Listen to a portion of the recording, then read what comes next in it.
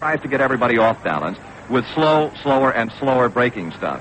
Yesterday, his pattern was not at all like that, as he went to work with a good hard slider and a good fastball, and yet combined it with a good breaking curve to pitch an outstanding game, and the home run bats of the Orioles carried him to a championship series victory.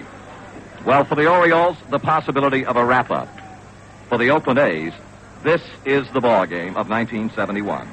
Don Buford, left-handed swinger to the right-hand offerings of Diego Segui. Bando, the third baseman, very shallow at third. The move on the first pitch of the ball game is an overhand fastball high and a ball one. Now, Diego Segui can be likened a little bit to the San Francisco Giant great right-hander Juan Marichal, in that he throws the ball from many different positions. His 1-0 pitch to Don Buford is again high and outside, ball two.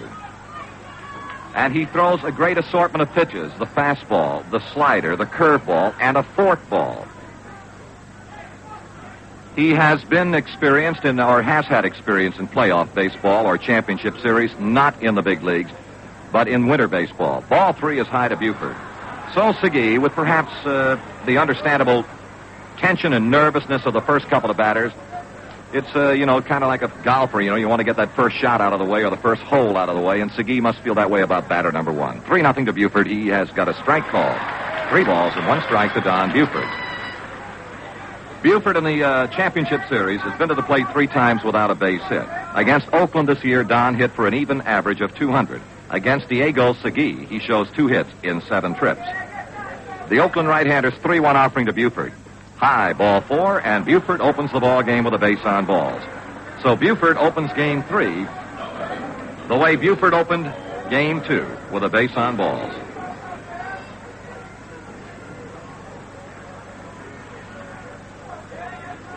So Buford is at first base with nobody out, and now the number 2 batter in the Oriole order is the right-hand swinging Paul Blair. Blair is 1 for 4 in the championship series. He is 1 for 7 against Diego Segui this year. Again, Bando rather shallow at third. The infield up a couple of steps in what could be called double play depth. Outfield a bit to left and deep. Pitch to Blair is low inside, ball 1. Gene Tennis, Oakland catcher, has requested time running the ball to the mound to see if there's something he can do to just kind of help Diego Segui get himself in the groove. Segui, incidentally, in 146 1/3 innings of pitching this year, walked 63 but struck out 81. In one of his ball games against the Orioles this season, he was extremely wild and walked several batters. As a matter of fact, he hit 2. He hit Frank Robinson. He hit Brooks Robinson. The 1-0 to Blair, swinging a foul ball off the third base side. 1 ball and 1 strike. It was certainly not at all intentional on Segui's part when he hit both Frank and both Brooks. And philosophically, after the game, Segui summed it up by saying, well, it looks like I hit every Robinson but Edward G. Well, he has a count even at a ball and a strike to Paul Blair. Buford the runner at first, and Epstein is holding with him. The 1-1 offering to Blair. Swinging a long ground ball base hit between Bando and the bag out in the left field corner. Manguel is running in to make the pickup. Holding second base is Don Buford, and the Orioles have runners at first and second base with nobody out. Buford takes second as Blair rips a solid shot between Bando at third and the bag. Good for a single into the left field corner. Angel Manguel with tremendous speed got to that ball. Roland Fingers and Darrell Knowles are throwing in the Oakland bullpen right now. And here is Boog Powell. Powell has 3 hits in 8 trips against the Oakland A's in the playoff series. Powell hit .292 against Oakland in the regular season. And against Diego Segui, Powell had 3 hits in 4 trips. The right wrist still painful, but he insists that he play. Oriole runners first and second, nobody out, pitch to Powell. High and outside, ball 1. Knowles and Fingers are throwing very hard in the Oakland bullpen. Segui walked Buford to start the game. Then Blair ripped a ground single between Bando and the bag at third. Segui has delivered a ball 1 to Boog Powell. And now the Oakland right-hander ready once more. The pitch to Boog. He changed up but missed low and outside with a ball. It is 330 feet down the lines in this ballpark, and time has been called as manager Dick Williams hustles to the mound to talk to Segui. He'll be joined by Gene Tennis, his catcher. There is one unique feature of this ballpark. If you have never seen it, you should then become aware of the fact there is a tremendous and I mean tremendous expanse of foul ground in the area of the visiting and home dugouts, first and third base side. This is a pitcher's ballpark. Foul balls that would normally drop into the seats in just about every other park in the American League are playable here in Oakland. It is 400 feet straight away to center field, 375 on the power alleys. The field looks gorgeous. It looks beautiful for this time of the year. Well, the conference is over. Williams is back on the dugout. The count to Boog Powell is 2 balls and no strikes. Buford at second base, Blair at first, a couple of men who can really fly. All ready to go. Segui's 2-0 to Powell. Outside, ball 3. 3 balls and no strikes. In a game of this type, it will be rather interesting for those of us who report the game to see the tactics and the strategy of manager Dick Williams. How far can you afford to go with a man like Segui in the possible final game of the championship series? The 3-0 to Powell. Strike is called. Powell took a breaking ball, let her high over the outside corner. There are those of you who perhaps may be assuming at the moment that if he does not get Powell, he might be out of the ball game. This, is the Oakland A's are hanging on the cliff by their fingertips. The 3-1 to Powell is high, ball 4. Boog is on with the base on balls. The Segui's second walk, the bases are loaded with nobody out in the first inning, and the batter is Frank Robinson, who was looking for his first base hit in the championship series.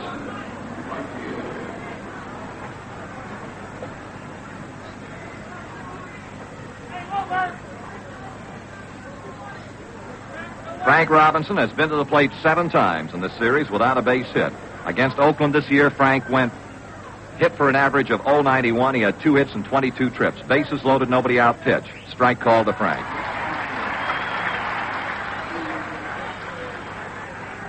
A very nervous and troublesome top of the first inning for the Oakland A's starter, Diego Segui. And a big opportunity for the Birds. The 1-strike pitch, changeup, strike 2 is called. Segui came right back, let her high, outside corner with an off-speed breaking ball, and Frank is in the hole 0-2. And behind Frank, the left-hand swinging Elrod Hendricks.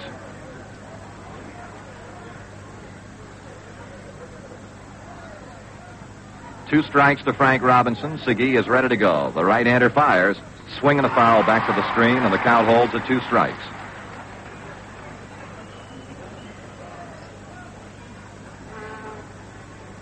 As if things were not tough enough for the Oakland A's, dropping the first 2 games in Baltimore to the Orioles, they also had a bomb scare last night and had to have all of their luggage examined before they could board their plane to come home. 2 strikes, the count to Frank, bases loaded. Buford third, Blair second, Powell first. Pitch. Strike 3 is called. Frank offered and held back in the swing and is called out on strikes by Lou DeMuro, the plate umpire. A great big out for Diego Segui and the Oakland A's, and Frank is now 0 for 8 in the championship series. Elrod Hendricks, the batter. Hendricks in playoff competition, 2 hits and 3 trips. Against Oakland this year, a 125 average. Against Segui, this is his first at-bat.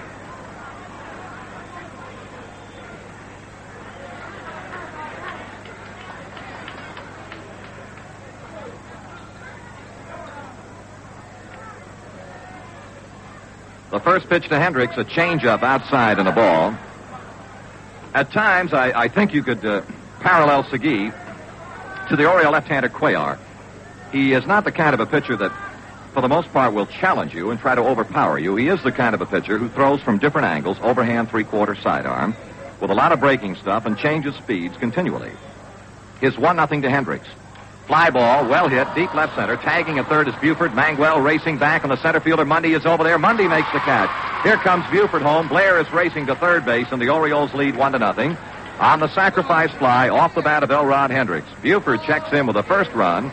Blair takes third after the catch in deep left center by center fielder Rick Mundy. 2 down. Hendricks is credited with a run batted in.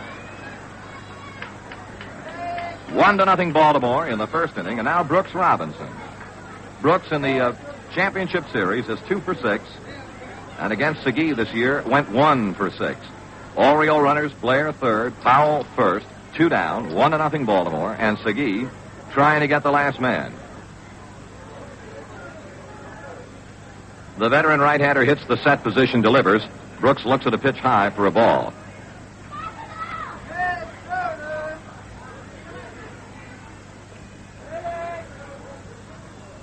To say that the Oakland A's position is unenviable would be the understatement of the day.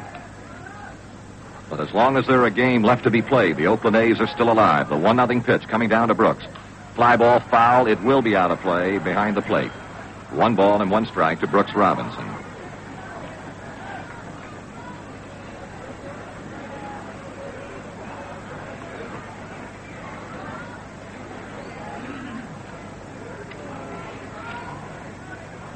Brooks Robinson has authored 3 home runs against the Oakland A's this year. 1 off Hunter, 1 off Odom, and 1 off Roland Fingers. The 1 off Odom was a grand slam. 1 ball, 1 strike to Brooks Robinson. Diego Segui. And kind of a heart-stopping first inning for the Oakland fans here in the Oakland County Coliseum. Now has 2 down with runners at first and third, and the 1-1 pitch to Brooks. High and a ball 2. 2 balls, 1 strike to Brooks Robinson.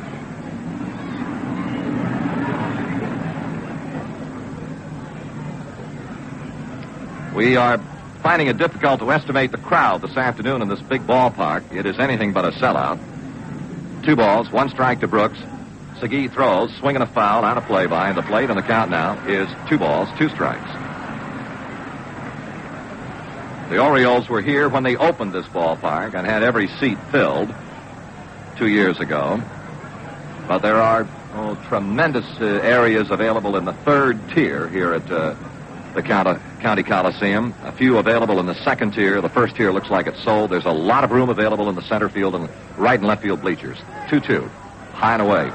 3-2 the count to Brooks. And a bit of an edge to the Oriole base runner Boog Powell at first base. Epstein looks to manager Dick Williams. Do I hold with Powell on a 3-2 to Brooks? Do I back off? And now Epstein is backing off and is not holding with Powell on this full count pitch to Brooks Robinson with 2 down. The Orioles have picked up 1 run against Segui. We're ready to go. The set by Segui, the 3-2 to Brooks. Swing and a miss. He struck him out. A great comeback by the Oakland right-hander Diego Segui. But the Orioles, a run, a hit, 2 left. At the end of a half inning, Baltimore won, and of course, Oakland coming to bat.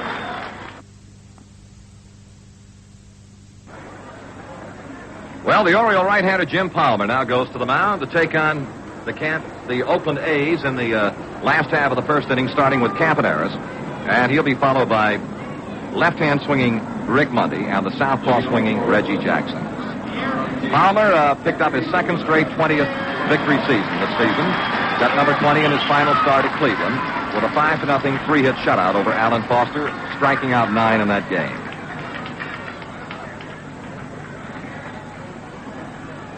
All ready to go. The right-hand batting Campaneris, who is 2 for 8 on the series, and Palmer throws, and the swing is over the screen behind the plate and out of play. Strike 1 on the foul ball. Around the Oriole infield, Brooks 3rd, Belanger short, Johnson 2nd, Powell 1st. The outfield, Buford left, Blair center, Frank and right. Blair is shaded toward the alley in left center as Palmer throws, a curve low and outside, and the count evens at a ball and a strike. 1 ball, 1 strike to Bert Campaneris. Now the 1-1 offering. Palmer delivers, swing and a miss. He threw the fastball by Campaneris. Palmer, the possessor of one of the American League's best fastballs. And when Palmer brings with that fastball control of his curveball, then Palmer is one of baseball's most accomplished pitchers. A ball and 2 strikes to Campaneris. Palmer rocks over the rubber and throws. Strike 3 is called. A very delayed call from the plate umpire Lou DeMuro, who picks up now his 2nd serious beef of the ball game. Campaneris beefed, and Dick Williams is out of the Oakland dugout, yapping at Lou DeMuro. Now, some umpires apparently attract a few more complaints than others. Here is Rick Mundy. He is hitting .245. This is his first appearance in the championship series. Against Baltimore pitching this year, the left-handed swinging Mundy hit for a .273 average. And against Jim Palmer, in 7 trips to the plate, he shows 2 base hits.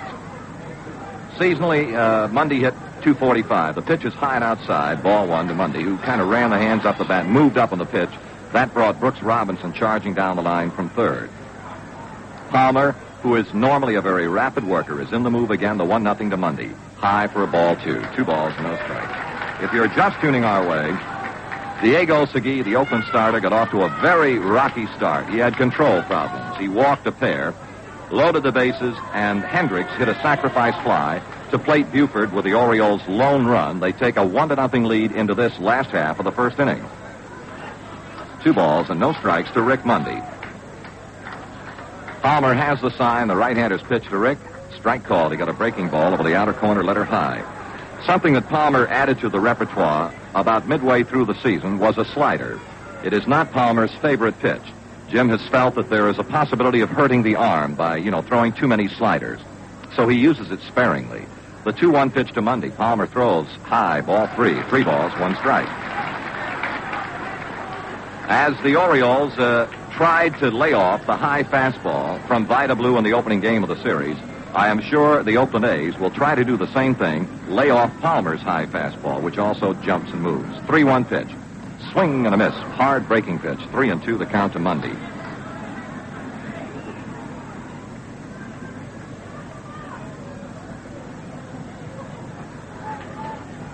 One out and nobody on. A full count now to the Oakland center fielder, Rick Mundy. Palmer has the sign from Hendricks. Here comes the payoff pitch. It is ball 4 outside. Palmer issues walk number 1. And that'll bring out Reggie Jackson before he steps in. Will step out for a station break. This is the Baltimore Oriole Baseball Network. Listen to all the action of the 1971 World Series here on Radio 11, WBAL in Baltimore, the city of champions. Well, before Jackson steps in the National League Championship Series at Three River Stadium in Pittsburgh, it's the Giants 1, the Pirates 1 after 6 innings. Reggie Jackson, 1 for 8 in the series, a .212 hitter on the year against the Orioles, and 2 hits and 6 trips against Palmer, gets a ball 1 high.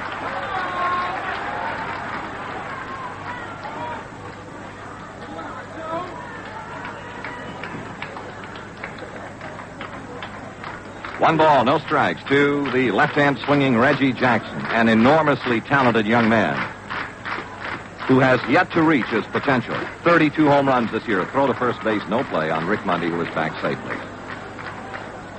It is the belief of most of the baseball players of the American League that this young man will get better and better every year. Here's a check swing ground foul off the third base side. A ball and a strike. Again, Mundy trying to lay off the high outside pitch from Palmer, or rather Jackson trying to lay it off. Could not stop the bat and nicked it foul. A ball and a strike to Reggie Jackson.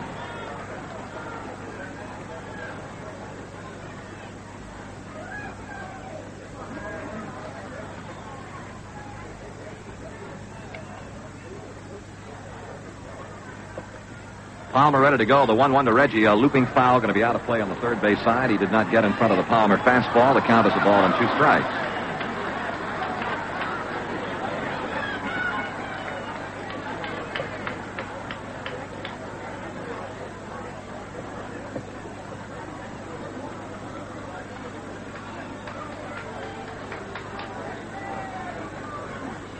Palmer ready once more. Checks Mundy at first. Goes there with a throw. No play. Mundy is back. First base umpire. Very fine young umpire in the American League umpiring staff, Ron Luciano. 1 ball and 2 strikes. The count to the batter, Reggie Jackson. Baltimore 1, Oakland nothing. We're in the bottom of the first inning, game 3. The pitch. Curveball, and it was just a little bit high, and Palmer comes down off the mound with that well-known look to the plate umpire. Looked as though Palmer felt he had to have a strike on the pitch, but it's missed the strike zone just a little bit. And so the count is 2-2. Palmer ready again, the 2-2 offering. Ground ball, base hit through the hole off the third base side to left field. Holding at second base is Mundy, and Reggie Jackson took the pitch where it was thrown, low and away, and just slapped the base hit between Brooks at third, Belanger at short into left field, and the Oakland A's come hustling back against Jim Palmer in their half of the first inning. So with 1 down and runners at first and second base, here now making his first start, a former Oriole, Washington Senator, and now Oakland A, Mike Epstein. Seasonally, Epstein hit .237 with 19 home runs and 60 runs batted in. He is 0 for 1 in the series and 0 for 3 on the year against Palmer. The pitch, high and away with a fastball, ball 1.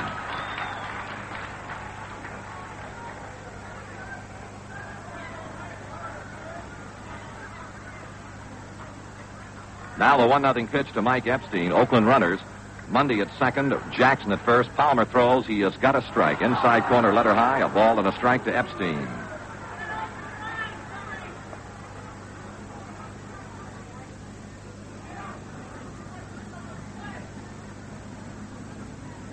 One and one now to Epstein as Palmer is ready once more. He kicks and fires. Swing and a miss through the fastball by the cutting Mike Epstein. A ball and 2 strikes. There is a slight haze as we look out of the broadcasting booth from the Oakland County Coliseum. But a bright, sunshiny afternoon. And the temperature has to be, I guess, in the middle 70s. The 1-2 pitch to the left-hand swinging Epstein with Oakland runners leading first and second and 1 away. Pitch. High and a ball, 2-2.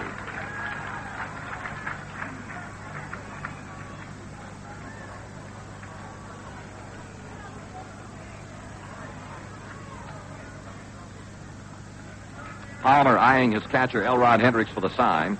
He looks back to check Mundy at second. The 2-2 to Epstein. Struck him out. Swing and a miss. Epstein goes down. Strikeout number 2 for Palmer.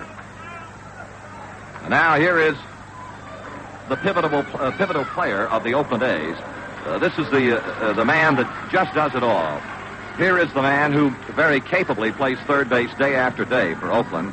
And when it comes to the big base hit, Sal Bando is the man who has delivered so many times for the Oakland A's. Bando has delivered 3 times in 8 tries in this championship series. Against Baltimore pitching throughout the year, he had 275. Against Palmer in 7 trips, he had 2 hits. A right-handed batter. Palmer looks at Mundy, delivers. Bando swings a ground ball, slowly hit toward the shortstop, near the bag. He's got it, throws to second. That's the force. A slow roller toward shortstop Belanger, who shoveled the throw to the second baseman Johnson in time to force Jackson for the final out. No runs, a base hit, and 2 are left. At the end of an inning, Baltimore 1, Oakland 0.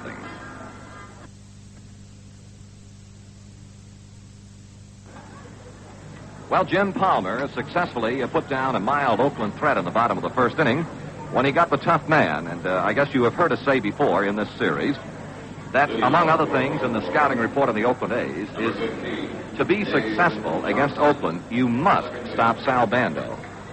Well, Bando has been to the plate no less than 3 times with a man at second or third and has yet to get the ball out of the infield.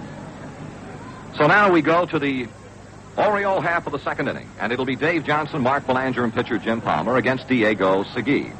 Johnson is 1 for 7 in this series, and Segui throws. He's got a fastball in at the knees and a strike called. Though Johnson was a 188 hitter against Oakland pitching this year, against Diego Segui, he shows 2 hits in 5 trips, one of those a home run. And the 1-strike pitch to Dave. Outside and a ball, 1 ball and 1 strike. Johnson also celebrated a 4 runs batted in game, one of the games that Segui started. He knocked in 2 of them against Segui, and the other 2 against other Oakland hurlers. Here is the 1-1 offering to Dave Johnson. Segui delivers. Breaking pitch looked like that fork ball, but it was low and inside, and a ball 2. For, maybe some of the younger fans, and you say, what in the world is a fork ball? Well, you take the baseball and jam it between the index finger and the finger next to it, and the ball is thrown in that manner. That's why they call it fork ball. 2-1 pitch. High fly ball. Shallow right field. Coming up on the ball, Jackson. Back to second baseman Green, and it will be Dick Green making the catch in fair ground and shallow right field near the foul line. Johnson gone on a pop-up to second baseman Green in shallow right. Mark Belanger. Among key hits in the Orioles' opening game victory against Vida Blue, most assuredly, was the only hit that Belanger has in the series to date. But it was a big one. It set the stage for pinch swinger Kurt Moulton, who delivered with a double. And that led to the Oriole victory. Belanger hit .250 against Oakland pitching this year. He gets a strike over the inside corner of the letters. He has faced Segui 3 times this year, had 1 base hit. Well, late tuners in. Baltimore 1, Oakland 0, top of the second inning, game 3. 1 strike pitch to Belanger. Almost hit him down around the hips. 1 ball and 1 strike.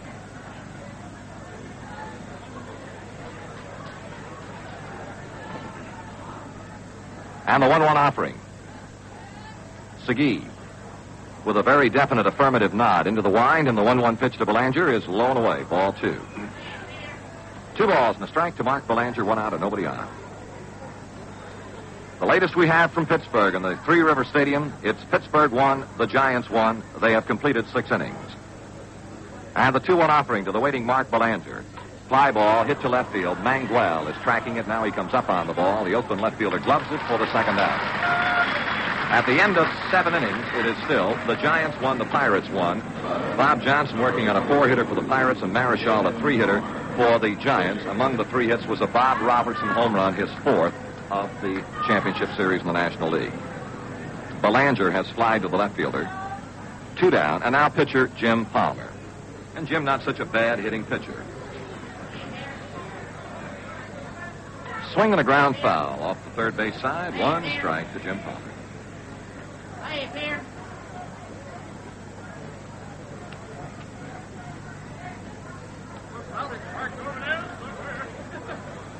As a hitter this year, Palmer hit 196 with a double and 9 runs batted in. He takes a ball down low from Segui. 1 ball, 1 strike.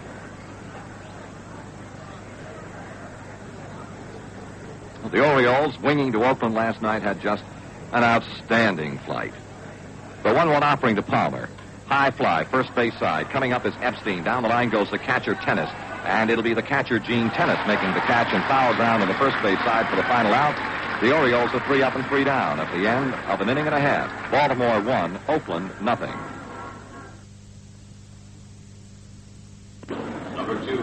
In the Oakland half of the second inning, it'll be Angel Manguel, Gene Tennis, Dick Green as the new batters to Baltimore's right-hander, Jim Palmer. Now, Manguel is a right-handed batsman who in the opening game, the Vita Blue ball game, hit the ball very hard. He had a triple and a double. And those are his only 2 hits. Ball 1 is too high to Angel Manguel.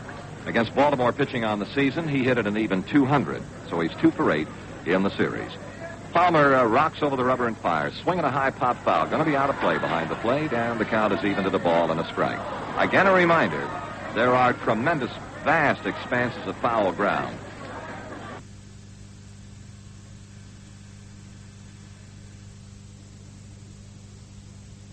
The check swing foul is in the dirt behind the plate. You know, just trying to look at it as you would a football field, it looks as though you could walk off almost 30, maybe 35 yards before you got to the dugout. Now, that is a lot of foul room. 1-2, the count to the batter, Angel Manguel. And Palmer's pitch, swinging a foul on the screen. One thing about the young Manguel in the games that we have seen him play, he's a swinger, not a taker. This fella just loves to rip and slash at anything that leaves a pitcher's hand. Palmer throws, curve, but it missed inside, 2-2. He had Manguel overstriding on the curveball, but it just didn't pick up the strike zone. 2 balls, 2 strikes.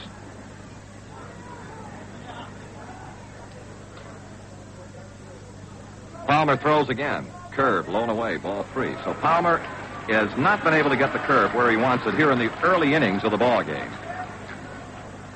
And Oakland might take a small ray of hope from that. The 3-2 pitch. Fastball, ground ball hit right at the shortstop.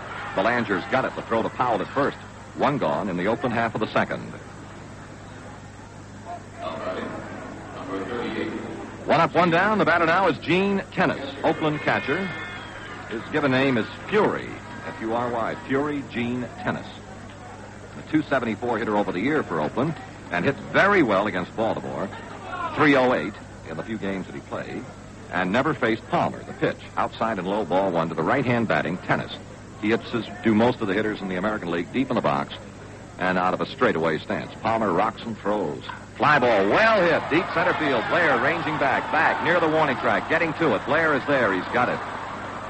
So Tennis hit the ball deep into left center field, and Blair just cruised back and handled it without any trouble. The batter will be the veteran, very steady, second baseman Dick Green. Dick, against Baltimore pitching on the year, hit .080, and in the playoff or championship series has 1 hit in 4 trips. Right-handed batter, a breaking ball is in. Strike is called to Dick Green. Palmer ready again. Down comes the 1 strikeout. Change curve high, and the count evens at 1 ball and 1 strike. As we mentioned, if you were with us since the outset of the broadcast, Palmer, a very rapid worker. He is one of those that just does not dawdle or fool around on the mound. He's ready to go all the time. The 1-1 pitch. He missed blown away with a breaking ball. 2 balls, 1 strike. For that matter, I think that can be said of all of the Oriole 4 starters, McNally, Palmer, Dobson, and Cuellar. The 2-1 pitch. Swing and a miss. 2-2. And that looked like a Palmer slider. Dick Green decides to take a little bit of a walk after the swing and the miss. 2 down, nobody on. Baltimore 1, Oakland nothing. Bottom of the second inning. Palmer ready with a 2-2 offering to the right-hand batting Dick Green. The big leg kick and the pitch. Curve, ground ball, sharply hit. In the hole. Base hit to left field for Green. Green with Oakland's second base hit. A bouncing single between Brooks and Belanger and on through to left field to bring out the pitcher, Diego Segui. How did Segui hit on the year? His batting average was 0.64. 47 trips to the plate, 3 base hits. Struck out 32 times. And Palmer's pitch to Segui. A swing and a miss. Strike 1.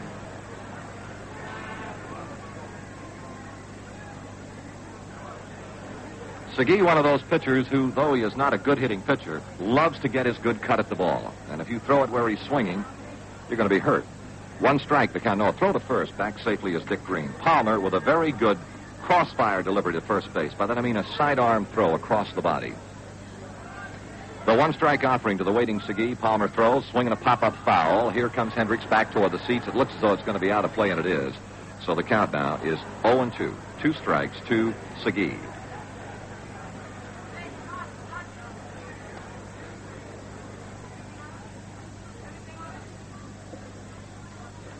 Powell is holding with base runner Dick Green at first base. We're in the bottom of the second inning. Baltimore 1-0 over Oakland. Both clubs had threatening first innings. The Orioles managed 1 run out of it. Oakland did not get a run. Palmer with a long, hard look is ready to go. The set, the kick, the pitch. Curve, high inside. Ball 1. So Palmer has just not been able to do with the curveball what he would like to do through the early going. And sometimes this is the kind of a factor that would become sort of a mental block to a pitcher. The 1-2. Palmer throws. Fastball is high. Out of the mid of Hendricks. On to second base goes Dick Green. And it will probably be a wild pitch. The official scorer has ruled a wild pitch. It was a fastball up, and it just jumped and sailed, and Hendricks leaped up, got the glove on it, but couldn't hold on to it. So down to second goes Dick Green on a wild pitch. And Segui now stands with a count of 2 balls and 2 strikes. There are 2 out in the inning, and Palmer trying to get the last one. Off the rubber, the 2-2 pitch. Fly ball, center field. Blair starts in, now continues and makes the catch, and Segui hits kind of a line drive into center field that Blair handled for the final out. No runs, a base hit, and a man left. At the end of 2, Baltimore 1, Oakland nothing.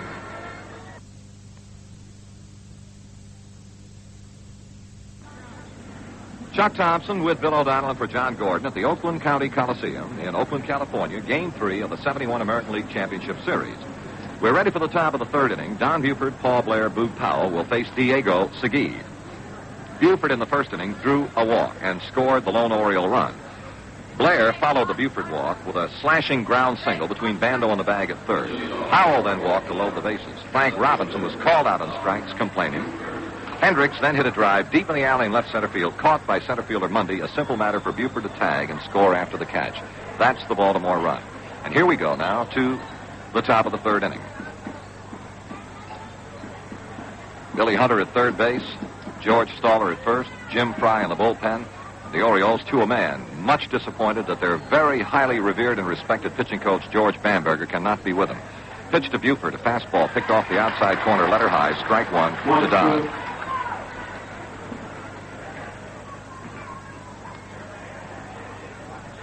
George, however, is being examined at Sinai Hospital in Baltimore. The reports are just excellent, which is great news for all of us.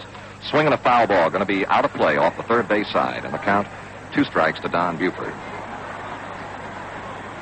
We understand that George was not allowed to watch or listen to the Oriole Game 2 in Baltimore, but did receive written reports from the hospital staff as to the progress of the ball game. And his progress is said to be just fine. The 2-strike pitch to Buford. Pitch. Ground ball by the pitcher. It's a base hit into center field. Buford, with the Orioles' 2nd hit of the ball game, a ground single to center field. So Buford, as he has so consistently throughout all of his years with Baltimore, that is to say all of the years since Earl Weaver has managed in Baltimore, has just consistently maintained an extremely high on-base percentage. He reaches again. 2 for 2 for Buford this afternoon.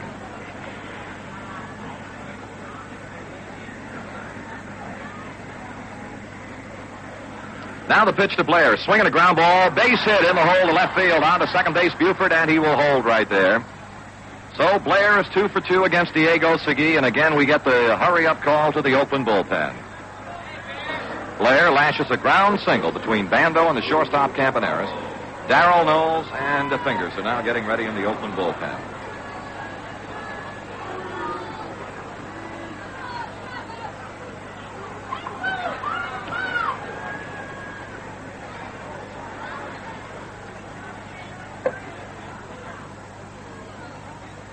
Fingers, the right-hander, Knowles, the left-hander at work in the Oakland bullpen. Powell at the plate, nobody out, runners first and second. The pitch, swinging a foul ball behind the plate, strike one. Powell's problem is the right wrist. It would be more difficult if the problem were the left wrist, because that's the hand that stays on the bat longest. So Powell is, for the most part, at times, able to almost just swing with one hand. And as you who follow the fortunes of the Orioles realize full well, he is so strong that with one hand he can hit the ball out of the ballpark. Now the one-strike pitch to Boog. Segui throws, curves, swing and a miss, and Powell let go of the bat. He just could not hold on to it with the right hand and tried to hold on with the left and couldn't do it. The right hand normally would not be the one that would stay on the bat the longest, but Boog is able to do it that way. It's a peculiar-looking change of swing when you see it, but he has to learn to try and keep the left hand on the bat longer than the right hand in order to, reduce the pain of the swing. Well, he just could not do it that time and dropped the bat right at the feet of the catcher, Gene Tennis. 2 strikes the count. It hurts to swing and miss. It hurts to check the swing. The 2-strike pitch to Powell. Segui delivers. Fastball low and inside. And the count 1 ball and 2 strikes. In yesterday's game, I know many of you said were wondering about the Powell bunt. Well, out of the dugout when he left to come to the plate before the home run off Catfish Hunter with a man on. Manager Weaver said, if you can bunt, do it. Move him down. And he tried unsuccessfully and then hit a smashing home run. 1 ball and 2 strikes to Powell. Segui throws, struck him out. Swing and a miss. Powell goes down. It appeared that he was trying to stop the swing and couldn't get the job done. 3 strikeouts for Diego Segui, and the batter will be Frank Robinson. 0 for 8 in this series. So Frank, who in the regular season, too many times to mention, sparked, carried, drove, and led the Orioles to victory after victory, here in the championship series, has contributed but one meaningful thing offensively, and that was a leadoff walk in the Vida Blue game that sparked the Orioles to a 4-run inning. Segui is ready to go in his first pitch to Frank Robinson. High and inside, and Frank goes down. Ball 1, and that was unfortunate for Segui. As baseball fans who have followed the fortunes of this man down through his great career in both the National and American Leagues realize full well, one of the most important references to Frank Robinson that you can give an opposing pitcher is don't knock him down. Don't make him angry. He has just been knocked down. 1 ball and no strikes. Buford second, Blair first, 1 out. Segui kicks and throws. Foul ball out of play behind the plate, and Frank had a pretty good cut. 1 ball and 1 strike. Glorious afternoon weather-wise in Oakland. The Orioles have scored a run in the first inning and are holding on to it here as they bat in the top of the 3rd with 1 away and Buford second, Blair at first base. 1 ball and 1 strike to Frank Robinson. Diego Segui. The right-hander is ready, checks the runner, throws. Line drive caught by the shortstop. Throw to second, double play. Frank hit a scorching liner right at the shortstop. Campaneris never had to move. And he flipped it over to the second baseman, Green, and they quickly doubled Buford. And the Orioles are out of the 3rd inning at the end of 2.5. Oakland and Baltimore. It's Baltimore 1, Oakland nothing. The last half of the 3rd inning from Oakland, California. And the leadoff hitter against Jim Palmer will be the leadoff hitter, Bert Campaneris. Palmer throws strike inside corner, letter high to the looking Campaneris, who bangs the barrel into the bat on the plate as if to give indication of the fact that was the kind of a pitch he should have been cutting on rather than taking. Campaneris was called out on strikes in the 1st inning. Palmer is fanned 2. Walk 1. A strike 2 called to the looking Campaneris. Good breaking ball from Jim Palmer.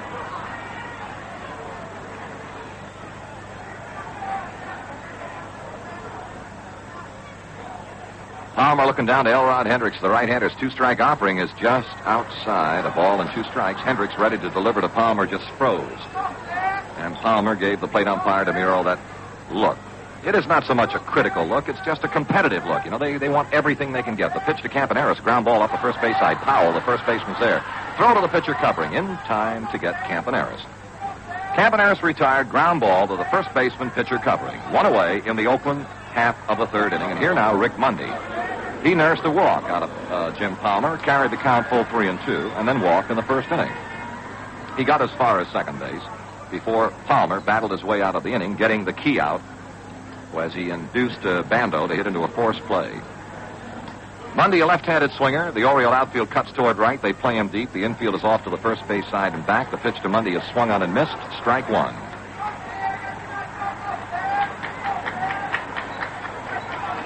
Well, the Giants and the Pirates are in the bottom of the 8th inning. They are tied 1-1. Huebner has just hit a home run. Here's a pitch outside. And the count now 1 ball and 1 strike. And the Pirates lead it 2-1 in the bottom of the 8th inning on the Huebner home run.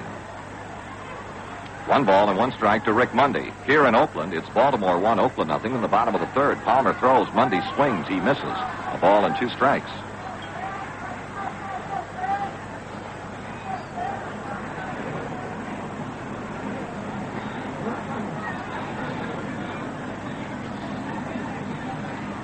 Palmer looks to Hendricks, who pops up the sign, hangs out the target, and we're ready now with a 1 ball, 2 strike pitch to Rick Mundy. Here it is. Struck him out, swing and a miss. And Mundy may have chased a bad pitch. From our vantage point, it'd be a little difficult to say, but it did look a little high. Palmer's 3rd strikeout. We pause now for station identification. This is the Baltimore Oriole Baseball Network. World Series action here on Radio 11, WBAL in Baltimore, the city of champions, Flagtown, USA. With 2 down and nobody on, here is right fielder Reggie Jackson, who singled to left field in the first inning. Palmer delivers him too high, ball 1. For those of you who have not had the opportunity to watch this fine Oakland right fielder, gosh, he can do it all. He's got a great throwing arm, fine defensive ability, runs extremely well, hits well, and with power. Ball high and outside. 2 balls, no strikes now to Reggie Jackson.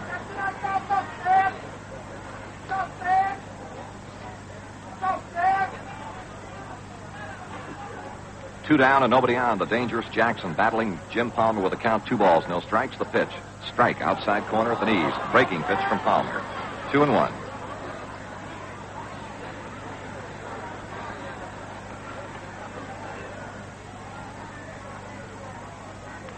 The 2-1 offering to Jackson. Swinging a fly ball. Well hit deep left field. Buford is going back on the warning track at the wall. It is gone. Jackson home run.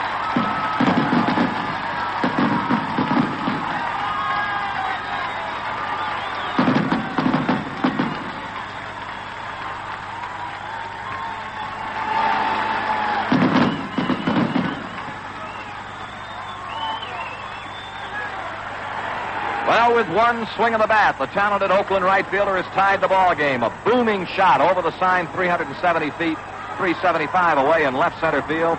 It's a 1-1 game, and here is Epstein. A ball is low to Mike Epstein. Oakland won, the Orioles won, bottom of the 3rd. Game 3, with the Orioles sitting on a 2-0 advantage in games. And the 1-0. Swing and a foul out of play on the count, a ball and a strike to Mike Epstein.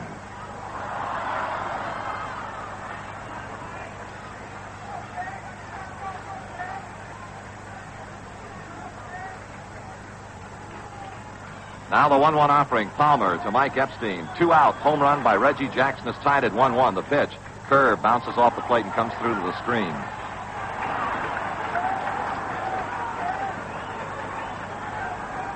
Two balls and a strike to Epstein. He struck out against Jim Palmer in the first inning. Palmer has fanned 3, walked 1, committed a wild pitch, and just gave up a home run to Reggie Jackson. The 2-1 pitch to Epstein. Palmer deals outside. 3 balls, 1 strike.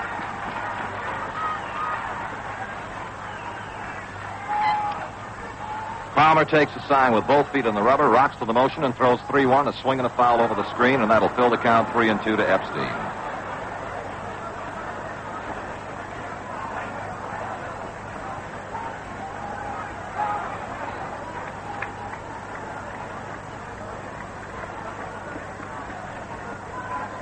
Hebner home run in the bottom of the eighth has busted up a 1-1 tie, and the Pirates lead 2-1. Giants are batting in the top of the ninth inning. There are 2 away.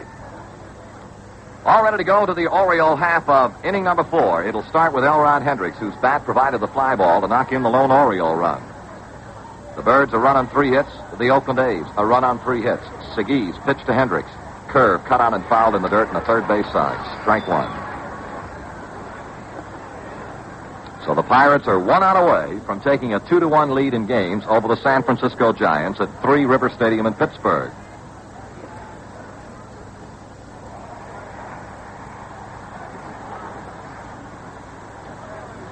Diego Segui staring intently at his catcher, Gene Tennis. Whereas Palmer is a very rapid worker, Segui is a very methodical worker. Curve outside. 1 ball, 1 strike to Hendricks. Though, in truth, Segui this season is a much more rapid working pitcher than he was, let's say, back in '65 with Kansas City. The 1-1 pitch to Hendricks. Missed outside and low. 2-1. Segui had unquestionably the reputation and the dubious distinction of being the slowest working pitcher in the American League some years ago. He is not a rapid worker now, but certainly much more rapid than he was some years ago. It's all over. The Pirates win it 2-1. Here's a high foul ball going to be out of play in the left field corner.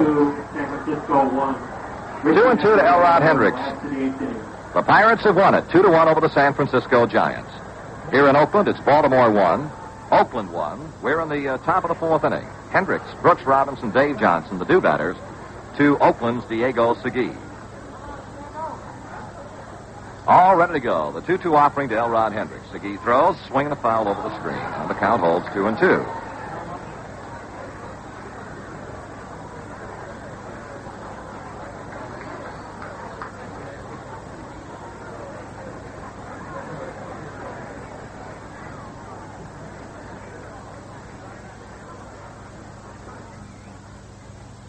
And the 2-2 offering to Hendricks. Segui fires a swing and a miss. He struck him out on a good breaking pitch. So Segui notches strikeout number 4. 1 gone in the Oriole 4th inning, and the batter will be Brooks Robinson. He was the second strikeout victim of the game for Segui in the 1st inning. Segui loaded the bases with nobody out in the 1st inning and came away allowing but 1 Baltimore run as he battled back in outstanding fashion and struck out 2 of the 3 men he faced with the bases loaded. Pitch. Low. Ball 1 to Brooks. Like that 4th ball.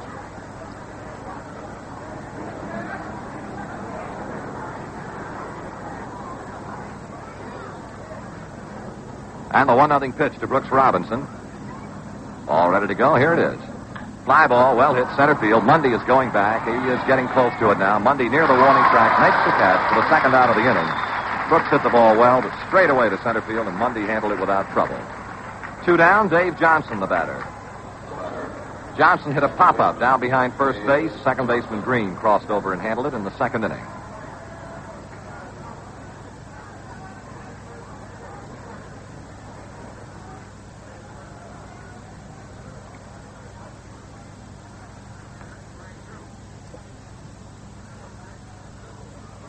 The first offering to Dave Johnson. Fly ball, well hit, deep left field. Manguel chasing over into the corner. It's going to be off the wall, and he makes a beating one-handed grab. The throw to second base. Johnson coming on. He slides. He is safe at second base. Oh, what a play by that kid left fielder, Angel Manguel. The ball hit at the base of the wall, 330 feet away, and threatened to tear him off the wall over his head. Manguel went soaring into the air and made a barehanded grab, and then when he hit the ground, he hit the ground throwing. His throw to second was just a little bit to the outfield side of the bag, and that allowed Johnson to beat the throw and arrive with his 2nd hit of the series and the Orioles' first extra base hit. Dick Williams wants now to talk to Captain Sal Bando and to the pitcher Diego Segui and catcher Gene Tennis, and he has had a little bit of a consultation and now moves back. Johnson is doubled off the base of the wall in the left field corner. 2 out, a runner halfway around, and they will not pitch to Mark Belanger. That's exactly what the conference was all about. An intentional pass has been dictated by manager Williams to Mark Belanger. Earlier this year, in a Baltimore-Oakland ball game, Dick Williams went to the intentional pass no less than 3 times and got away with it every time. Every time he put a man on, he got the following batter. Well, now he is giving an intentional pass to Mark Belanger. Throw to second base. Johnson is on the bag.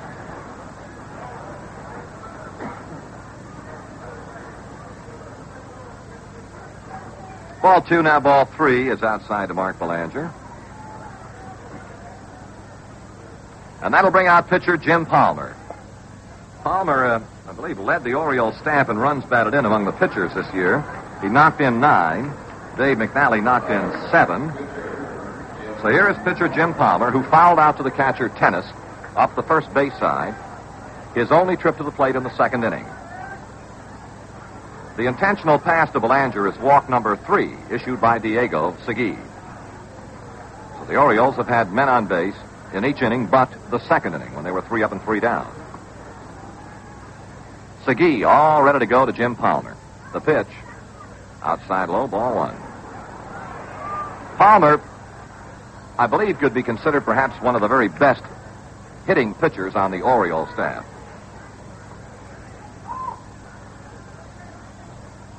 Now the 1-0 pitch to Palmer. Ground foul right at the plate. 1 ball and 1 strike. Though other Oriole hurlers, hit with perhaps more authority, more extra base hits, home runs, and doubles, Palmer normally leads the Oriole pitchers in percentage at the end of the season. He has 3 career home runs. 1 ball, 1 strike to Palmer. Johnson at second. Belanger at first. 2 down. Top of the 4th. A 1-1 tie. Segui throws. Swing and a miss. Good breaking stuff from Diego Segui.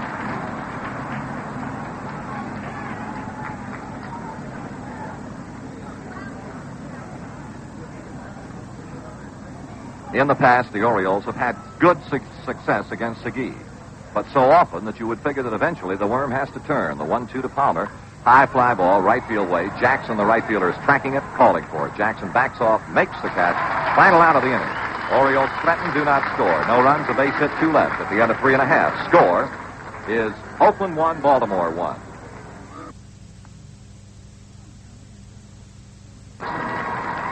In the last half of the 4th inning here in the Oakland Stadium, the A's will lead off with Sal Bando. It'll be Bando, Manguel, and Tennis against Jim Palmer. A nip and tuck 1-1 battle. Palmer throws low and outside to Bando. Ball 1. And right back to 1-0 to Bando. A looking strike is called. 1 ball and a strike.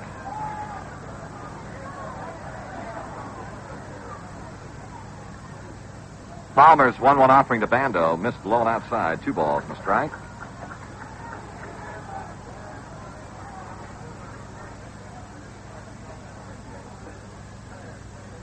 The 2-1 offering. Swing and a foul tip into the mid of the catcher, Hendricks. 2 balls, 2 strikes.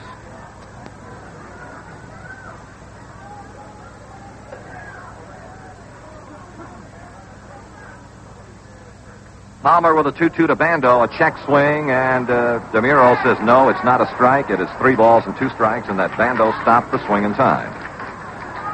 Plate umpire DeMuro very quickly came up looking to the first base umpire Luciano to get confirmation on that call, and he got an affirmative that it was okay. He did not swing. Here's the payoff, 3-2 to Bando. Palmer deals way outside and high. Ball 4. Palmer issues his 2nd walk of the ball game. So the Oakland A's continue with at least a runner aboard in every inning. Palmer has had men on base in the 1st, again in the 2nd, again in the 3rd, and now in the 4th inning. Actually, in the 3rd inning, Jackson hit the tying home run.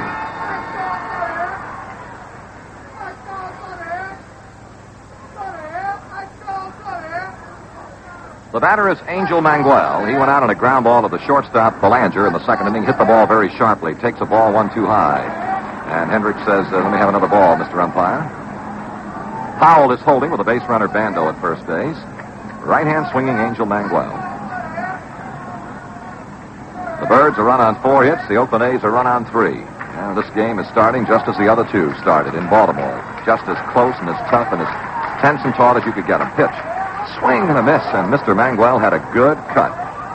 1 ball and 1 strike, and Palmer says, let me have another ball, so they switch baseballs again. 1 ball, 1 strike to the batter, Manguel.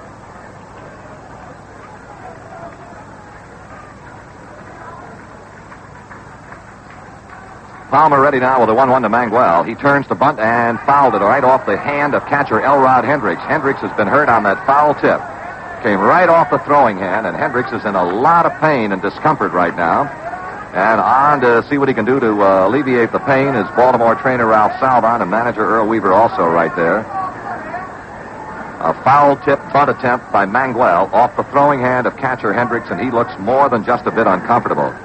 Tom Chopay is out of the Oriole dugout with a mitt. If Palmer wants to stay loose, he is out there to take a few tosses.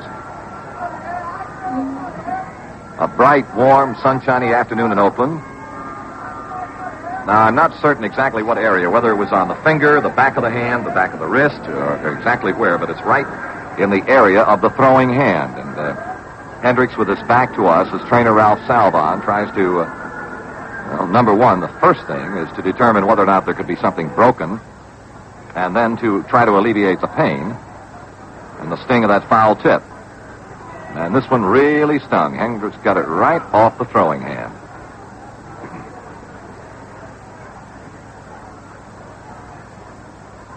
And as I look to the Oriole bullpen, Clay Dalrymple has jumped up and started to throw a little bit down there in case Hendricks is not able to continue. The assumption would be, of course, that Dalrymple would be brought in. I would think that they will allow Hendricks a couple of practice throws to see whether or not he has control over the ball.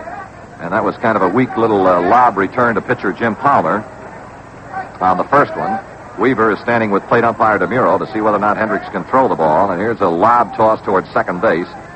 And his hand is probably very numb, and get a little circulation back in it, and it might be okay. Here's another throw, a little bit better towards second base. And Hendricks is talking to trainer Salvon, to his manager Earl Weaver, and Weaver just wants to make doggone sure that, yes, Elrod is going to be all right. Elrod, like any ball player worth his salt, just would not like to come out of that lineup under any circumstances unless he absolutely had to. But as a good professional, if he is aware and knows that, he just could not throw effectively, quite naturally he would remove himself. But the count is a ball and 2 strikes now to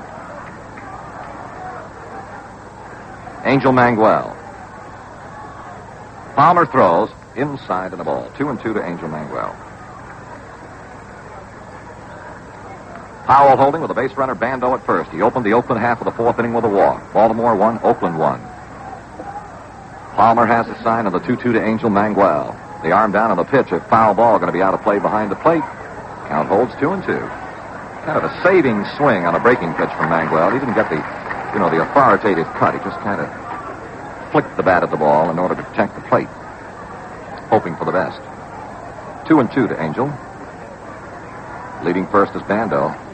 Palmer to the stretch, checks Bando, now throws. Manguel hits a high pop-up, middle of the infield. Belanger and Brooks coming down. Brooks, third baseman. Waiting. Brooks has got it for the first out of the inning. Manguel is gone at a pop-up to the third baseman, Brooks Robinson. With 1 out, right-hand swinging Gene Tennis. Fly to center field in the 2nd inning in his only trip to the plate against Palmer.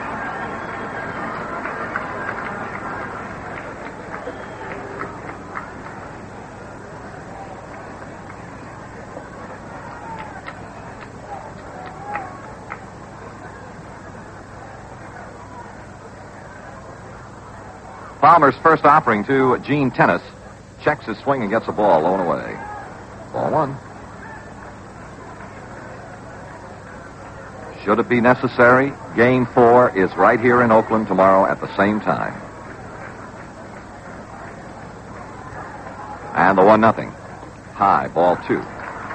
Palmer has been fighting a battle of control right on through the early innings of the ball game. It has not been, he has not really been wild, but he has not been as sharp as he can be and would like to be. He has walked 2, committed a wild pitch, 2-0, inside low to Tennis, and the count now is 3 balls and no strikes.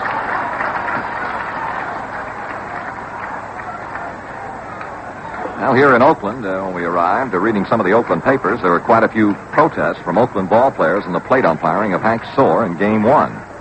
The 3-0 pitch. Ball 4, low and outside. Palmer has given up his 2nd walk of the inning, his 3rd of the ball game, and the A's, with 1 out now, have runners at first and second base, and manager Earl Weaver is on his way to talk to Jim Palmer, Hendricks, and Dave Johnson has moved in there, too. The batter is Dick Green with one out, and the Oriole bullpen becomes alive. Grant, Jackson, and Dave Leonard. Jackson and Leonard in the Oriole bullpen. And Darrell Knowles in the Oakland bullpen. As after Green, the new batter would be pitcher Diego Segui. One out. Weaver and Palmer now talking intently on the mound.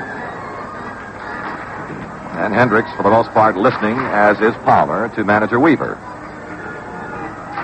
Weaver playing the role that would normally, I would believe, be taken in this situation by pitching coach George Bamberger, who is resting in Sinai Hospital in Baltimore, and is resting comfortably and coming along very well, and is sorely missed by everybody in the Baltimore traveling party. So the conference concludes, and now here is Dick Green. Palmer's pitch to Green. Ball one is high. And Palmer, suddenly, here in this fourth inning, just has kind of had one of the wheels come off the cart a little bit. He just cannot get the ball where he wants it. 1 ball and no strikes. Runners lead first and second with one away. The pitch. Outside, not even close to the plate. 2 balls and no strikes. And Palmer just looks as though he's kind of befuddled, a little upset and disturbed. As, what do I have to do to get it where I want it? Time requested by Palmer. He wants another baseball. Plate umpire DeMuro flips it out there to him.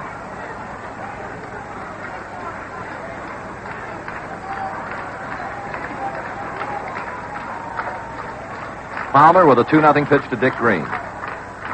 Swing and a miss. Well, Green was cutting on the 2-0 pitch. 2 balls, 1 strike. Not an unusual thing to see a starting pitcher have rough first inning, second inning. It happens frequently, and then they seem to kind of, find their groove and settle into it and pitch up to their potential. Palmer has not found that groove. 2 balls, 1 strike to Green. And he's been kind of struggling. The 2-1 pitch to Dick. Palmer kicks and throws. A check swing foul is out of play. The pitch appeared to be high. Green was trying to hold back on the swing, and the ball nicked the bat. So a break for Jim Palmer. His account could have gone 3-1. Segui is in the on-deck circle. Darrell Knowles is throwing in the Oakland bullpen.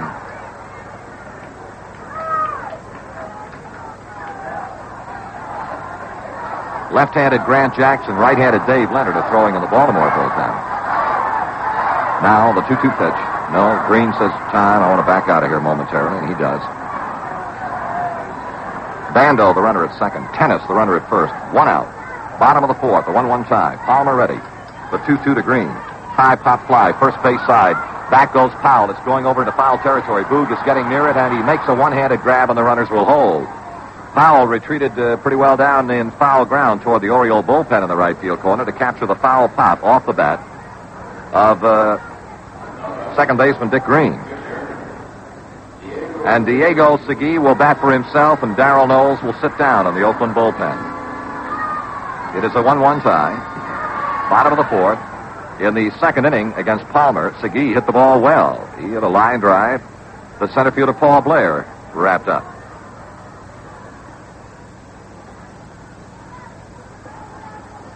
Palmer's pitch to Segui. High pop-up, first base side. Powell and Johnson converging. Powell is calling for it. The big first baseman makes the catch for the final out, and Palmer has battled his way through another troublesome inning. At the end of 4, it is Oakland 1, Baltimore 1. Well, the Orioles and the Oakland A's in a 1-1 deadlock here at the Oakland-Alameda County Stadium. Now go to the top of the 5th inning in game number 3. And lead off the inning for the 3rd time this afternoon. It will be the Oriole leadoff batter, Don Buford. He has reached both times against Diego Segui. In the first inning, he walked and eventually scored the Orioles' lone run. In the 3rd inning, he singled. And then, after reaching second on a single by Blair, was eliminated on a line drive double play ball hit by Frank Robinson. So Buford again against Segui. Top of the 5th inning, a 1-1 tie. Baltimore a run on 4 hits, Oakland a run on 3. It has been an error-free game so far.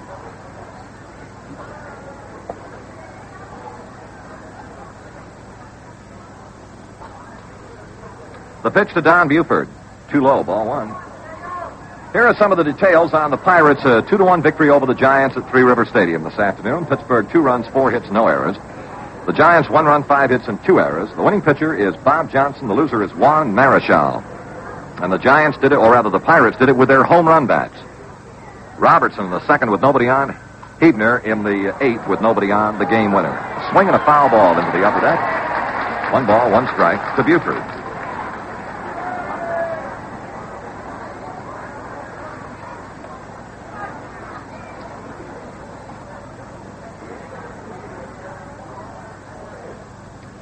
Now the 1-1 offering to leadoff hitter Don Buford. Segui, who had a very tough first inning, since then has pitched well, delivers him high and away. So the count runs up 2 balls, 1 strike.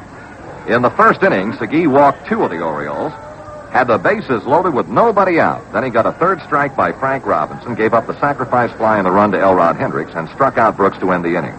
Looping fly ball to shallow right center field is going to drop in for the base hit. Buford has his 2nd hit of the ball game. Hit it right off his hands, a soft line drive single in the alley in right center field, and we'll pause for station identification. This is the Baltimore Oriole Baseball Network. Listen to all the action of the 1971 World Series here on Radio 11, WBAL in Baltimore, the City of Champions. Here is Paul Blair with Buford at first base and nobody out, and Blair has a 2-for-2 game going against Diego Segui. The Oakland right-hander throws, and Blair hits a high fly ball down the right field side, fading foul. Giving chase, second baseman, first baseman, right fielder. Nobody gets there. It drops in the Oriole bullpen, and Dick Green is tripped by the on-rushing right fielder, Reggie Jackson. Did kind of a roll block into the base of the box seat railing, and is okay. Once he lost his, I think it was Jackson who just kind of tripped him a little bit accidentally, and Green just collapsed and rolled over into the box seat railing and came up apparently all right. 1 strike to the batter, Paul Blair. Again, as we mentioned in the early innings of the broadcast, there are tremendous expanses. And now, hold on a minute. Dick Green is calling for time, and he may have been shaken up just a little bit, and is calling for the Oakland trainer, who now is coming out to see if he can assist him. Walking okay. Whether or not he banged an elbow or a shoulder is something that we can only guess at right now, but he is going to talk to the trainer. And that's all there was to it. Just a word. And the trainer now is hustling back to the Oakland dugout.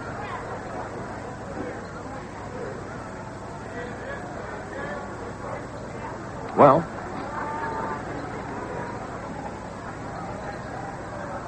eventually we'll find out what that very brief word could have been between Oakland trainer and second baseman Dick Green. Paul Blair waiting the 1 strike offering from Diego Segui with Buford at first and nobody out. Here in the top of the 5th of a 1-1 tie. Segui goes to first base. Back safely is Buford.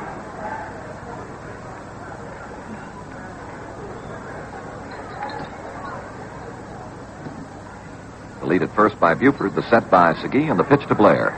Swing and a miss. That looked like that fork ball. 2 strikes now to Paul Blair.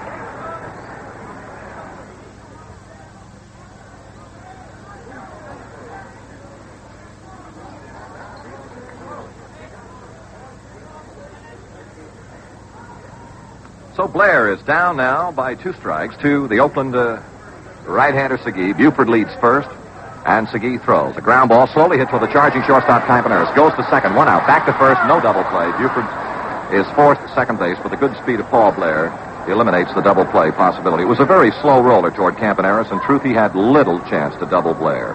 But he got the force on Buford at second base. Blair is on at first with 1 away, and the batter is Boog Powell. Hurt, but dangerous.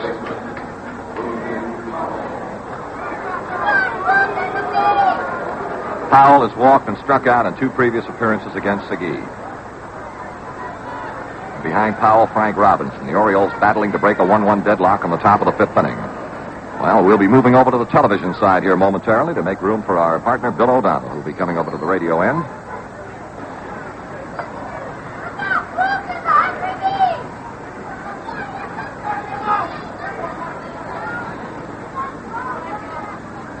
Throw to first base. Blair is back safely.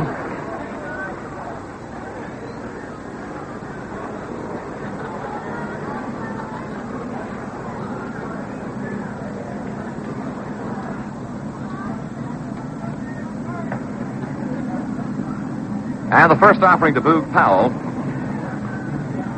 Segui delivers high and away, ball one. Powell this year has hit 2 home runs off Oakland in regular season games. One of them was here at Oakland way back in April in the first inning off Roland Fingers, game that Palmer beat Fingers 3-2. Then in Baltimore in the first game of a doubleheader, May the 9th, he hit one in the 8th inning off Catfish Hunter, as Hunter beat Cuellar in the Orioles 6-2. Here's the strike call now. 1 ball, 1 strike to Powell.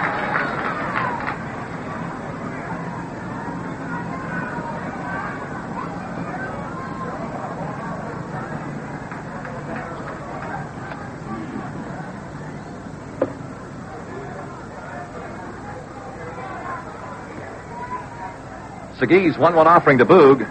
Low and outside. Ball 2. 2-1.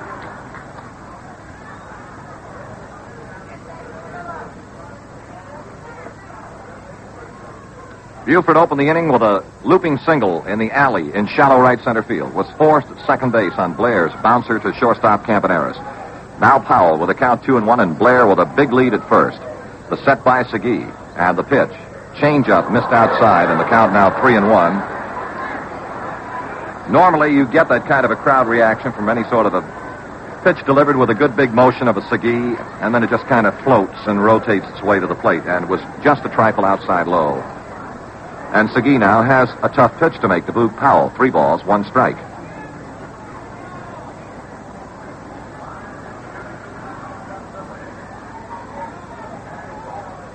Three and 1 to Boog. Blair at first, 1 out. Oakland 1, Baltimore 1. Segui kicks and throws. Low and outside, he's walked Powell for the second time. That will be the 4th walk issued by Diego Segui. Into second base goes Blair, and again, here is Frank Robinson. Well, Frank has been to the plate this afternoon twice with the possibility and the opportunity of hurting Segui and the Oakland A's. In the first inning, he was called out on strikes. In the third inning, he ripped the ball, hit a solid line drive, but he hit it right at the shortstop Campaneris, who quickly turned it into a double play. Again, the Oakland bullpen. Darrell Knowles, the left-hander. Roland Fingers, the right-hander. 1 out, top of the 5th. Still tied 1-1. Powell at first base. Blair at second base. And Frank Robinson at the plate. And Segui, who is slow and methodical, with men on base, is even slower and even more methodical. Now he's ready to go on the first pitch to Frank. Swing and a miss. Good sharp breaking pitch down and away to Frank. Strike 1.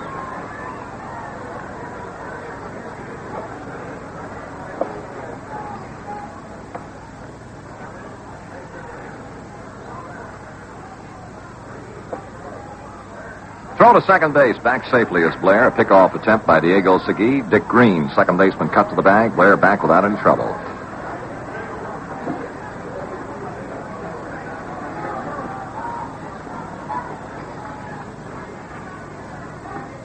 Segui ahead of the dangerous Frank Robinson with a count 1 strike. Is ready to go once more. He hits the set and throws. Low, ball 1. 1 ball and 1 strike now to Frank Robinson.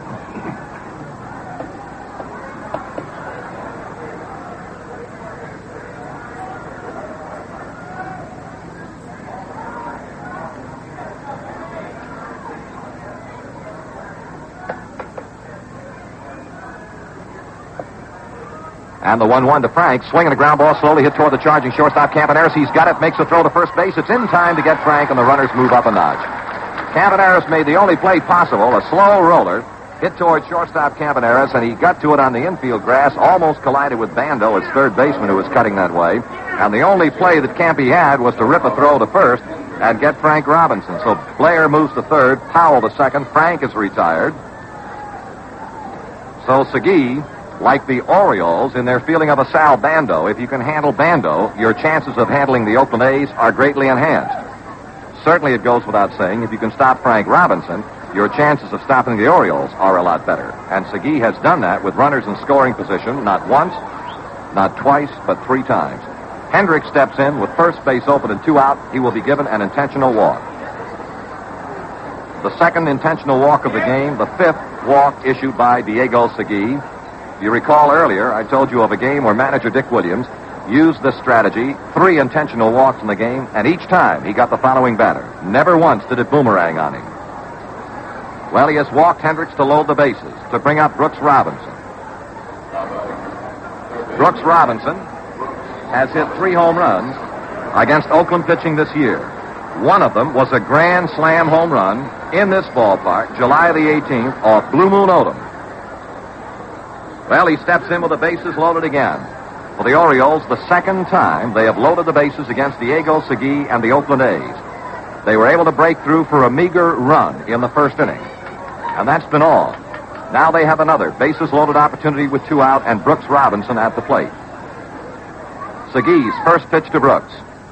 Line drive, base hit center field. Here's Blair with a second. Powell is around third, headed home with run number 3. The Orioles lead 3-1, and Brooks Robinson, who has in his brilliant career proved time and again to be one of the more dangerous clutch hitters in baseball, has singled to center field to plate Blair with the second run, Powell with a third run. Hendricks stops at second. Brooks at first. Brooks' third hit in the series. And the Orioles break the deadlock and lead by a score of 3-1.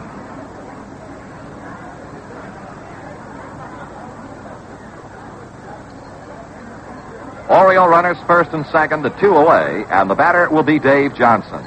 Johnson has popped to the second baseman, Green, has doubled into the left field corner, and we see Manguel shading more toward the corner in left field right now. Pitch to Johnson. Low, ball 1. Well, the Orioles gave Palmer a 1-0 lead. Jackson, with a booming home run to left center field, tied it for the Oakland A's. Now the Orioles have given Palmer a 3-1 lead and are trying still to enlarge on that with runners first and second and 2 away. Segui's pitch, high, ball 2.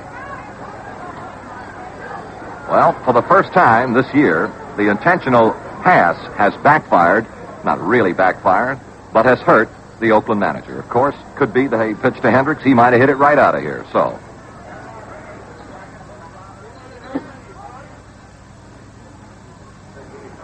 Dave Johnson looks at a strike call, an off-speed breaking ball from Segui. 2-1.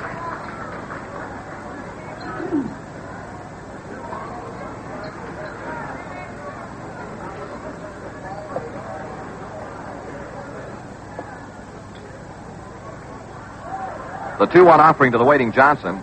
Strike called. He picked off the outer corner knee high with another quick breaking ball, did Segui. 2 balls, 2 strikes. Johnson takes a little bit of a hike away from the batting box and rubs the hands together a little bit. What a fine year Dave Johnson has contributed to Baltimore baseball here in 71. Just consistently outstanding. The 2-2 pitch to Dave. Segui delivers. Low and outside. Ball 3. Full count. 3-2 to Johnson. So a bit of an edge to Oriole base runners. Hendricks at second and Brooks at first. 2 out, and a 3-2 pitch is due Dave Johnson. They will be going on the pitch.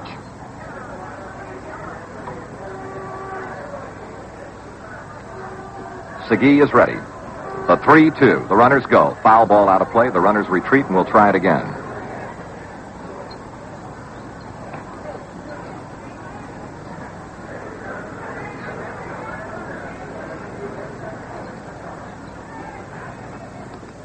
A clutch, bases-loaded single by Brooks Robinson has just broken a 1-1 tie. The Orioles lead 3-1. And again, we'll get a 3-2 pitch to Dave Johnson. Hendricks leads second. Brooks leads first. The stretch by Segui, the set. There go the runners. Here's the pitch, ball 4. Segui has walked the bases loaded, and now Dick Williams is on his way again. Walk number 6, issued by Segui. And Mark Belanger is the due batter with Hendricks at third, with Brooks Robinson at second, with Johnson at first, and with Belanger due. And that is going to be it for Diego Segui. And while the new pitcher, Rollie Fingers, makes his way to the mound, let's pause for a moment.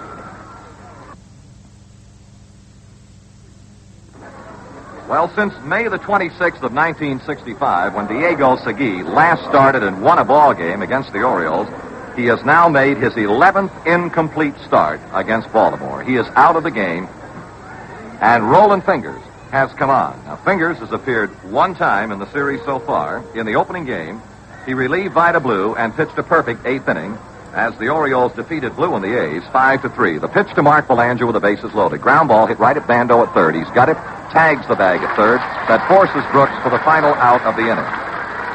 But the Orioles come ahead in this top of the fifth. At the end of 4.5 innings of play, the score is Baltimore 3 and Oakland 1.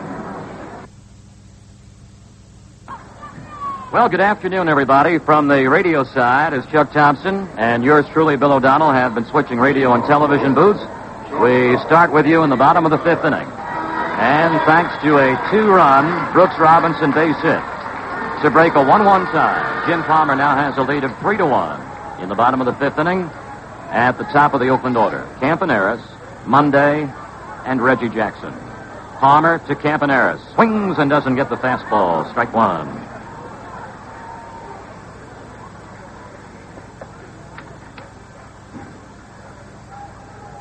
Strike one deal by Palmer. Bounced inside third, fielded by Brooks Robinson, and he tosses out Campaneris by 2 steps. Campaneris out on a slow bounder to the grass and just inside the bag of third. Brooks Robinson to Boog Powell. Campaneris has been set down for the third time now today by Palmer. And he'll now pitch and work to Rick Monday. He walked Monday in the first inning, struck out Monday with a high fastball in the third inning. Palmer's given up 3 base hits, 3 walks, and he's fanned 3. One of the 3 hits, a Reggie Jackson third inning home run. Monday trying to bunt a fastball, fouls it back for strike one. Now that is no surprise as seeing a Monday who has outstanding speed, especially batting from the first base side of the plate. And Monday can also bunt either way. Some fellas only have the ability to bunt, say, down the third base side or the first base side. Monday lays down bunts well to either side. The 1-strike deal is popped foul off the third base side. Brooks Robinson rushing back. Belanger's back. Belanger's there to make the grab in foul ground. When Belanger made the catch, he was a good 60 feet deep back of third base in foul territory. So Monday becomes out number 2. And the batter will be Reggie Jackson, who is singled and homered. He has 2 of the 3 hits against Palmer today. Green has the other one.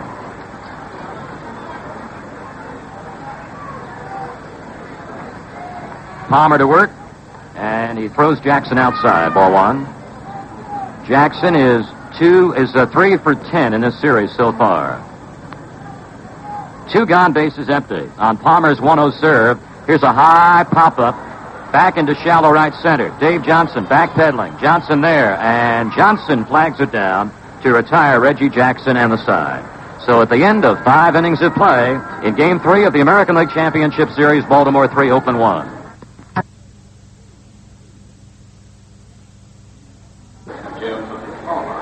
Well, as we go to the top of the 6th inning, Jim Palmer with a lead of 3-1, and Jim Palmer will begin it off with his bat in the top of the 6th inning. Palmer, then Buford and Blair. In case you missed the 3rd game score of the National League Championship Series, in Pittsburgh, the Pirates beat San Francisco today by a score of 2-1. Both Pirate runs on solo homers by Richie Hebner and Maryland's own Bob Robertson. Rolling Fingers going low to Jim. Fingers came on for starter Diego Segui last inning. After he gave up the 2-run single to Brooks Robinson, he walked Johnson, and then Williams came out to get Fingers out of his bullpen. Here's a ground ball creeping down the third base line, and it goes foul. 1 ball and 1 strike to Jim Palmer. Palmer against Segui fouled out in the 2nd inning, fouled out to the catcher Tennis, and then flied to right in the 4th inning. This makes the 4th time in 6 innings that the Orioles have put a leadoff man aboard. Buford with a walk in the 1st inning. Buford singled to begin the top of the 3rd. Buford singled to begin the top of the 5th. Palmer starts the top of the 6th with a base hit. First hit off Fingers, and 7 hits now by the Birds today. Despite the fact we have a warm, sunshiny afternoon in Oakland, Palmer is using a jacket as he leads off first base. Epstein has gone to remind Fingers that he will not hold. On Palmer, he's playing back against Buford. And Fingers is outside. Ball 1.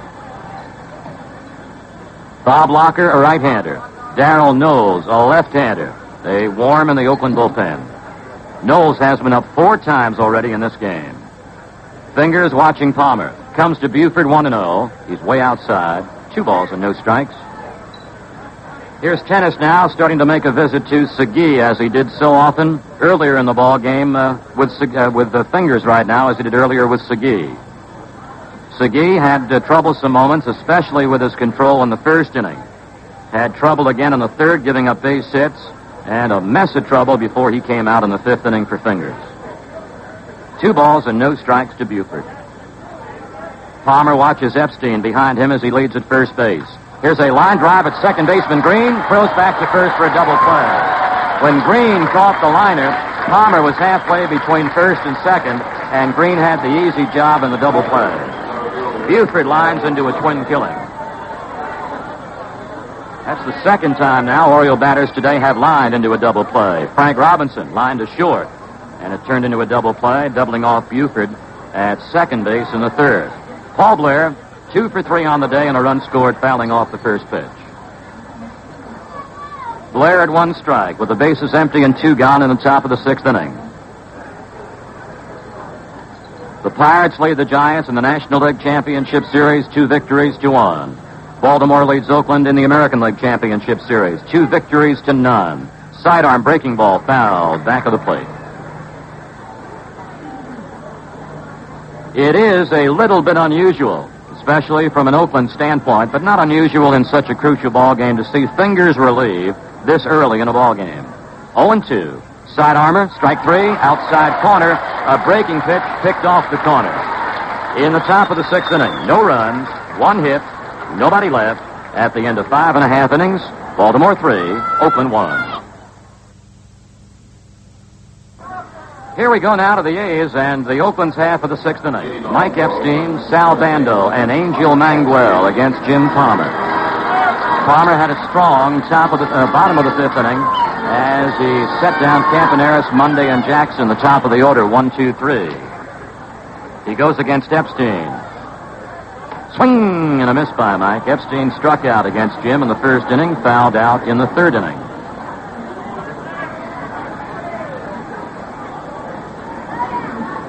The winding Palmer, 0-1. Swing and a miss, and Epstein is down 2 strikes to Palmer. Epstein has been up 3 times in this series. Once as a pinch hitter in the opening game of the series, twice today in Game 3. Palmer winds. His 2-strike pitch, cut out and missed to Epstein. Now, in 4 appearances in this series, Epstein has fanned 3 times, twice today. Give Palmer now a strikeout to begin the bottom of the 6th inning. Palmer has now registered 4 strikeouts in the ballgame. Sal Bando, the batter. He's grounded into a forced play, and he's walked. Foul by Bando to the netting, strike 1. Bando 3 for 9 in the 3 games to date. On the season, Bando, the captain of this Oakland ball club, batted .271. The 1-strike delivery. High fastball, 1 ball and 1 strike.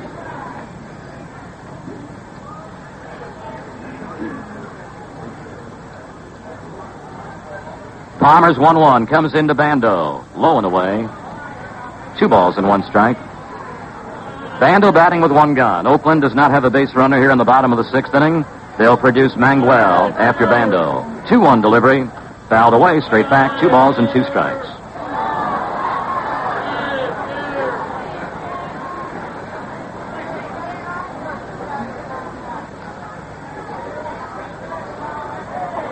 The outfield plays Bando to pull. The 2-2 Palmer deal is a check swing, half swing foul off Bando's bat. He had the bat just hooked in about hip high and couldn't yank it away.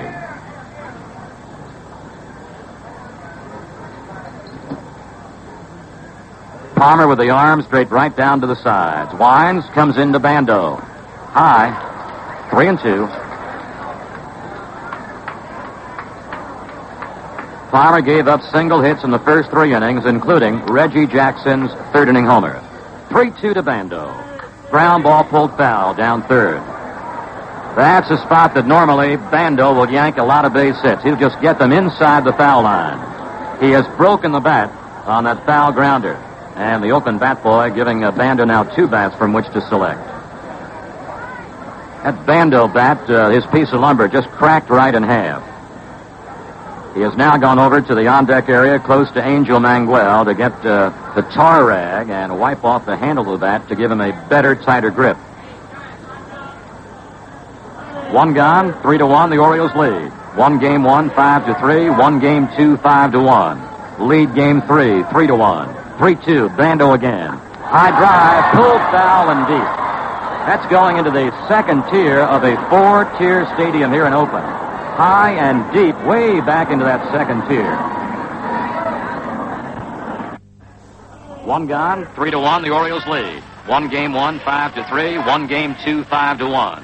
Lead game three, 3-1. 3-2, Bando again. High drive, pulled foul and deep. That's going into the second tier of a four-tier stadium here in Oakland. High and deep, way back into that second tier. That's exactly why the Oriole outfield is playing Bando to pull to left. Palmer readies again. 3-2. High drive, deep left field. That's way back. And at the fence is Buford. He leaps. It's over the wall. Home run.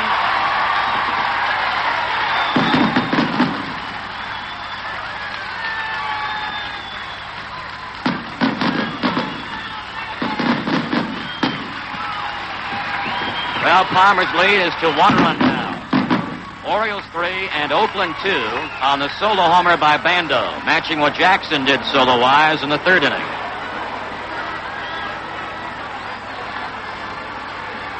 Orioles 3, A's 2. After Bando's homer, here is Angel Manguel.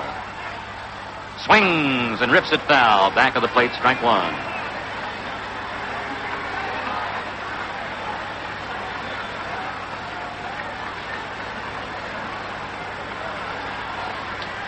The next delivery, grounded to the right of second base. Johnson pulls it in. Johnson to Powell, and they pick up Manguel for out number 2. And we will pause for station identification. This is the Baltimore Oriole Baseball Network. World Series action here on Radio 11, WBAL in Baltimore, the City of Champions, Flagtown, USA.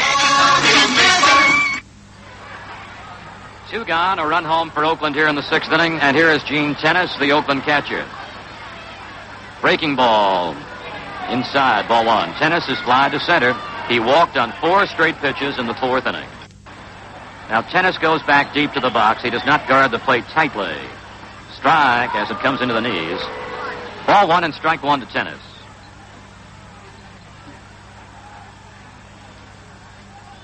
Tennis on the 1-1 delivery. Hits a fly ball to left center. Blair from center field is there. Blair's got it measured with the glasses down. And Blair for out number 3. Bando hits a solo home run. And at the end of 6 innings of play, Baltimore 3, Oakland 2. Bill O'Donnell back with you again as we go to work in the top of the 7th inning here at the Oakland Coliseum. Boog Powell, who's walked twice. He's also fanned. Starts off the top of the 7th to be followed by Frank Robinson and Elrod Hendricks. Powell walked against starter Segui in the 1st and 5th. Segui struck him out in the 3rd. For the first time today now, Powell will go against Rollie Fingers. Fingers in relief has given up 1 base hit. His changeup is outside, ball 1.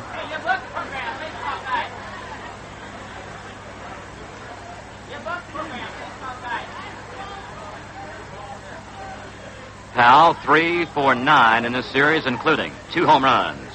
He takes the strike at the knees. 1 ball and 1 strike.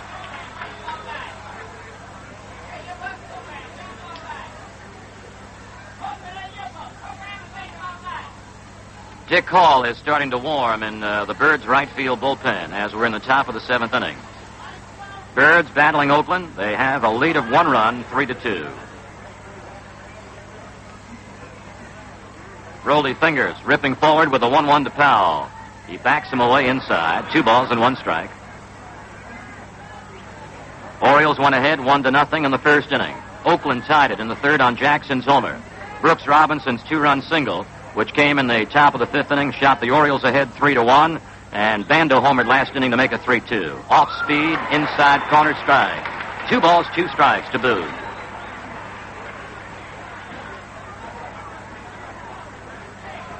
Powell now stepping out almost after every pitch, trying to slow down the tempo of Rollie Fingers. 2-2 on the way. Change-up, foul, back of the plate. Boog was out in front. Did control the bat enough to get a piece of Fingers' change-up. 2 balls, 2 strikes. The Oakland infield, Bando 3rd, Campanera short. Green second, Epstein first, close to the foul line. The outfield spread, Mangual in left, Monday center, Jackson pulled around to deep right. Fingers watching tennis, now concentrates on Powell with his 2-2 offering. A check swing ground ball down third is foul. Powell was jammed in at the hands and tried to yank the bat back, and it ripped off the bat foul.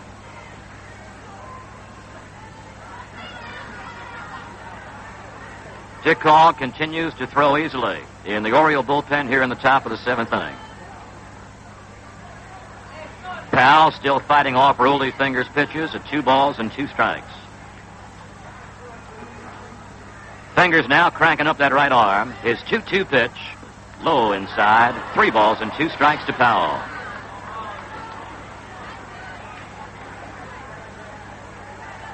Bando at third off the foul line. Goes to Powell halfway. Campanera shades his glove side at shortstop. Green, the second baseman, 1 step back to the outfield grass. 3-2 to Powell by Rolly Fingers. Ball 4. Powell has walked now 3 times today. It is the 6th walk given up by Oakland pitching. 5 by the starter, Segui.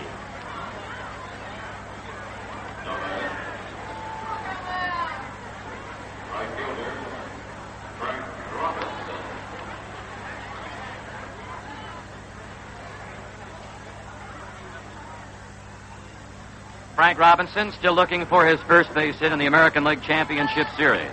Against starter Diego Segui, looked at strike 3 in the first inning. Line into a third inning twin killing.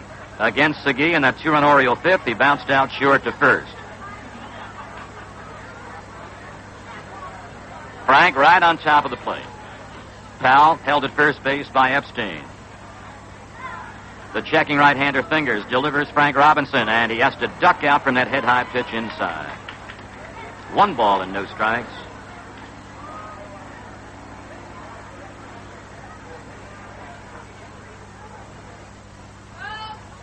Powell steps his lead off first base. The pitch to Frank Robinson. Cut at and missed against a breaking ball. So a count of 1-1 to Frank Robinson.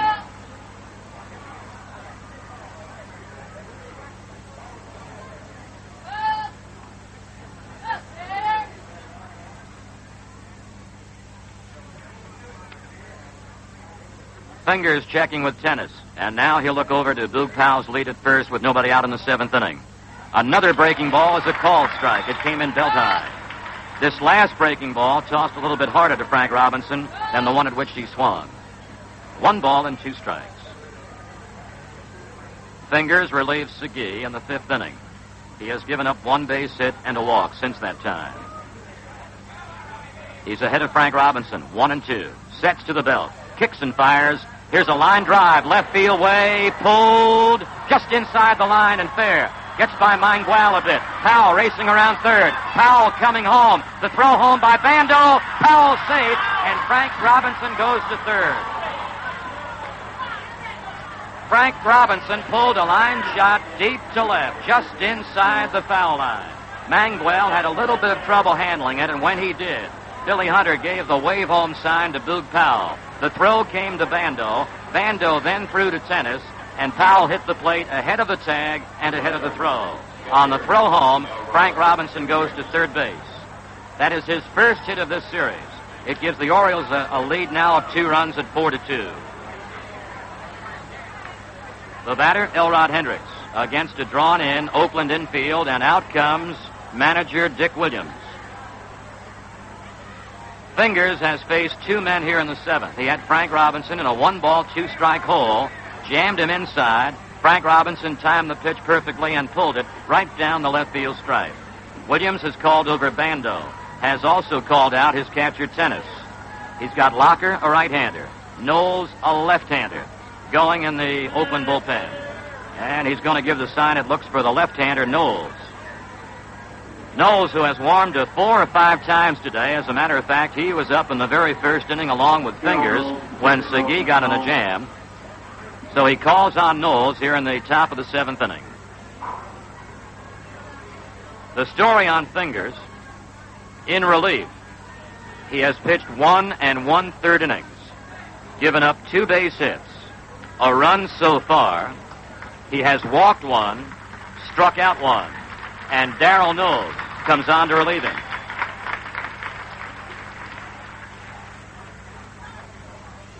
As far as Darrell Knowles is concerned, under Dick Williams this year, Knowles won 7, lost 4. He had 9 saves out of the Oakland bullpen. Appeared in 55 games, pitched 68 innings. So that 55-game appearances and 68 innings indicates to you naturally that Knowles primarily had been the short reliever.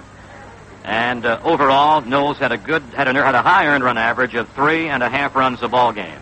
Knowles beginning to warm now with Gene Tennis after Fingers gave a walk to Powell and a run-scoring 2-bagger by Frank Robinson as Powell beat the throw on the relay home from Mangual to Bando to Tennis as Powell slid under the throw and got to the plate safely. Frank, before the run-scoring 2-bagger here in the 7th inning, had gone 0 for 10 in this series. He came in 0 for 7 and had gone 0 for 3 against starter Segui. First time he looked at Fingers, he got the 2-bagger to left. Well, Elrod Hendricks was due, and Elrod is going to be pulled, and Andy Etchebarren will be the batter. So with Williams going with a left-hander, Earl Weaver goes with a right-hand swinging Etchebarren and not with Hendricks.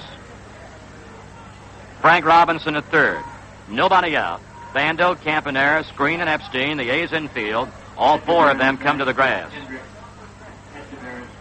4-2, the Oriole lead. Top of the 7th inning. Etchebarren swings and doesn't get Knowles' breaking ball.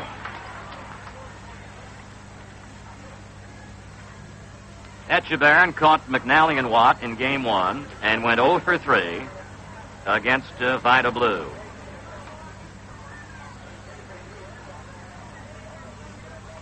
Knowles now straightens up. His 1-strike pitch is fouled on the ground towards the Oakland dugout on the third base side.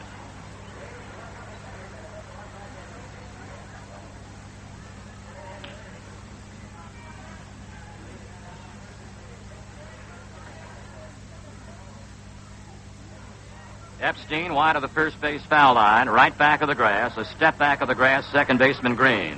Left side back a little bit deeper. Here's a foul, straight back off Andy's bat. Bando at third's about a step back of the bag. Campanera's the shortstop about 2 steps back of the grass. Frank Robinson off third, and nobody out.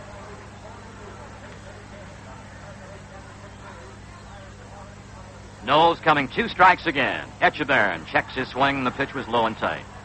1 ball and 2 strikes. Segui was the starter. He left in the 5th inning for Rollie Fingers. Fingers has left here in the 7th inning for Darrell Knowles. 2 men still warming in the Oakland bullpen. Both of them now are right-handers.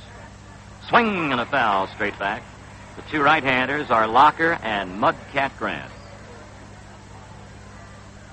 Baltimore 4, Oakland 2 in the top of the 7th inning.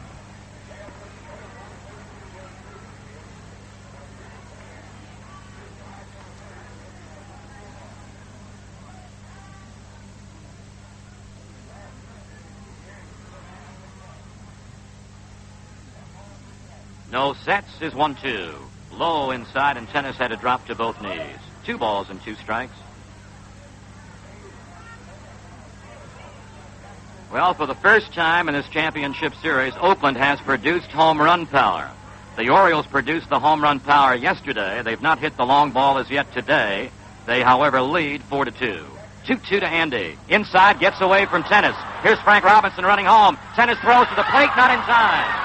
The throw was not in time. Frank Robinson slid home, and losing the throw also at home plate was Darrell Knowles. Knowles is charged with a wild pitch. It went outside. Tennis draped the mitt down, got a piece of the mitt on it. It went to the right of home plate, back behind the plate about 35 feet, and Tennis came back to it, slid to his knees to pick it up. Knowles rushed from the mound to home plate, took the throw. Frank Robinson slid home safely. Then after the safe sign was made by Lou DeMura, then the ball dropped out of Knowles' glove. A wild pitch charge to Darrell Knowles.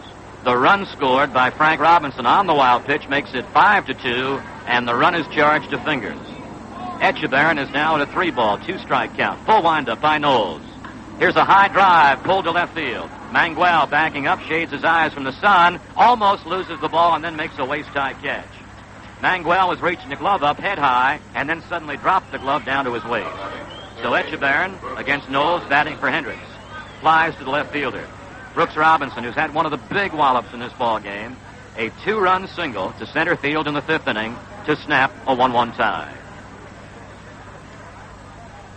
5-2, top of the 7th. Strike is at Brooks's knees.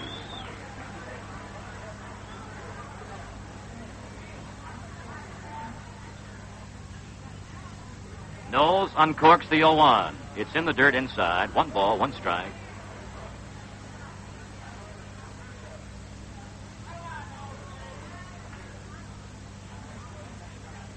Brooks on the 1-1. Pulls a shot to left field, and this is inside the foul line, a base hit. Brooks around first, headed for 2. Manguel digging it up in the corner, and Brooks with a double. Brooks now has 4 hits in this series. He has 2 today. He is 4 for 10 in the series. So the Birds not satisfied with a 5-2 lead. They want more, and Dick Williams not satisfied with Darrell Knowles. He's going to call on veteran right-handed reliever Bob Locker. Knowles faces 2 men. With Frank Robinson at third base, when he was pitching to pinch hitter Andy Etchebarren, he delivered a wild pitch enabling Frank Robinson to score. Then retired Etchebarren on a fly ball to deep left. He now gets the hook by Dick Williams, giving up the 2-bagger pulled to left by Brooks Robinson. And with the right-hand batting Johnson coming on, Dick Williams goes to his bullpen for the 3rd time today, for the 2nd time this inning. And he'll go with right-hander Bob Locker. Locker won 7, lost 2, 6 saves out of the bullpen in 48 appearances. And Locker, very fine ERA out of the Oakland bullpen of less than 3 runs a game. He went 2.83. Now, as Locker begins to warm with Gene Tennis, and before he faces Dave Johnson with Brooks Robinson at second base, and just 1 out. A little bit further information on that Giant Pirate 3rd game National League Championship playoff game. Pirates 2 runs, 4 hits, no errors. The Giants 1 run, 5 hits, and 2 errors. The winner was Bob Johnson for the Pirates. The loser was the Giant ace Juan Marichal. Justy got a relief save for Bob Johnson as Justy pitched the 8th and 9th innings. And both Pirate runs on homers. Bob Robertson, another homer today. His was in the 2nd inning with the bases empty, and young infielder Richie Hebner banged 1 in the 8th inning, also with the bases empty. The Pirates got a 1-0 lead in the 2nd on Robertson's 4-bagger. The Giants tied it against Johnson in the 4th, and it stayed 1-1 into the bottom of the 8th on Hebner's game-winning homer. So Game 4 of the National League Championship Series tomorrow in Pittsburgh, and if the Pirates win, they would go into the World Series. Well, all ready now to go to work is Bob Locker.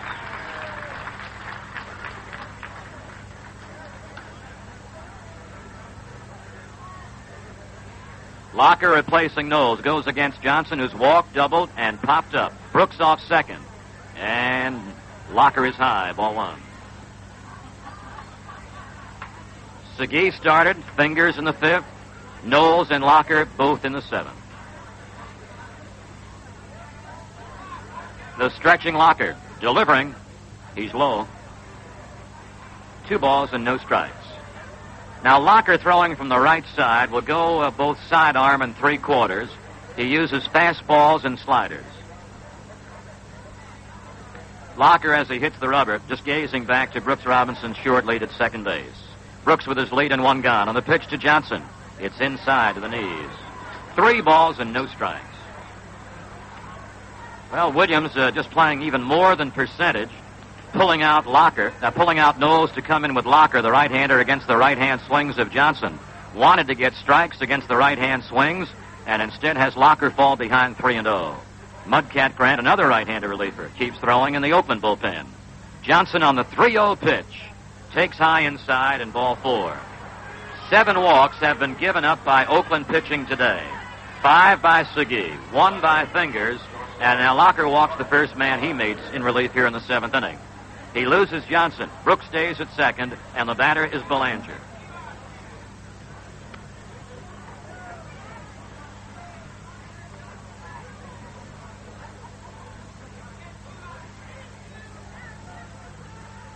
Johnson at first base will not be bird-dogged by Epstein. He's playing back better than halfway and off the line. Brooks edges off second. Locker still checking with Tennis, and he'll go into a stretch and suddenly breaks contact with the rubber.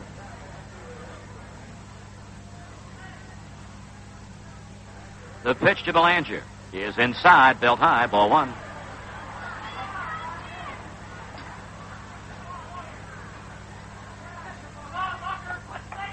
One ball, no strikes to Belanger.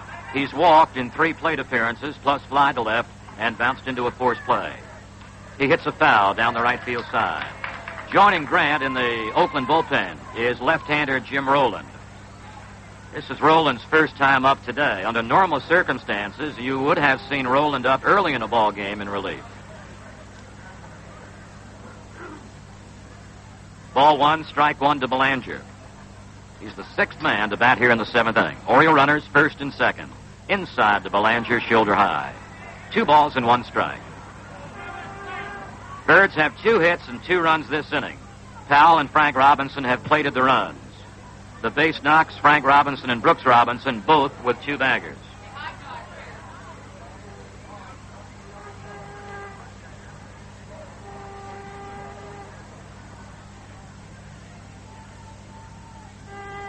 Palmer's waiting on deck to find out now what Belanger can do against right-handed Locker.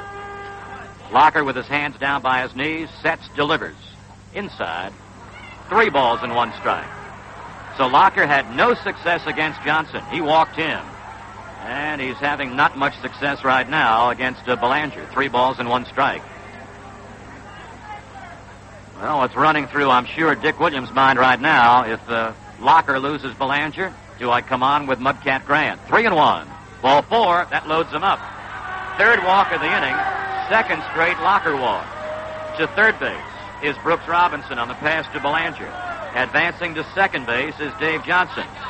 Williams has not made a move out of the Oakland dugout as yet, and the batter will be Jim Palmer. Brooks at third, Johnson's at second, Belanger's at first, and only 1 out. The only out of the inning, Etchebarren, skied deep to left, batting for Hendricks. After Fingers was yanked, and the left-hander Knowles came on. Well, Locker now is requesting time. Locker has walked to the first base side of the mound, looked to the third base umpire Kunkel to get time, and has a halfway meeting between the mound and the plate with the catcher Tennis. Now, let's see what the Oakland infield does with the bases loaded and 1 out. They'll probably play Epstein at first and Bando at third fairly tight. They'll go probably with Campaneris and Green halfway at short. Any ball hit to third or first, they'd probably try to come home with and get the force play at the plate against Brooks Robinson. Any ball hit to short or second, they might try to go for 2. Bases loaded, 1 gone. Here's a ground ball to third. Bando steps on third, throws to first, gets a double play. Palmer bounces right to the bag at third base. Bando took 1 step. He got to the bag to make the force play initially at third base on Johnson, and then tossed across the infield to Epstein to double up Jim Palmer. But the Orioles get 2 more runs with 2 hits and leave 2 at the end of 6.5 innings. Baltimore 5, Oakland 2.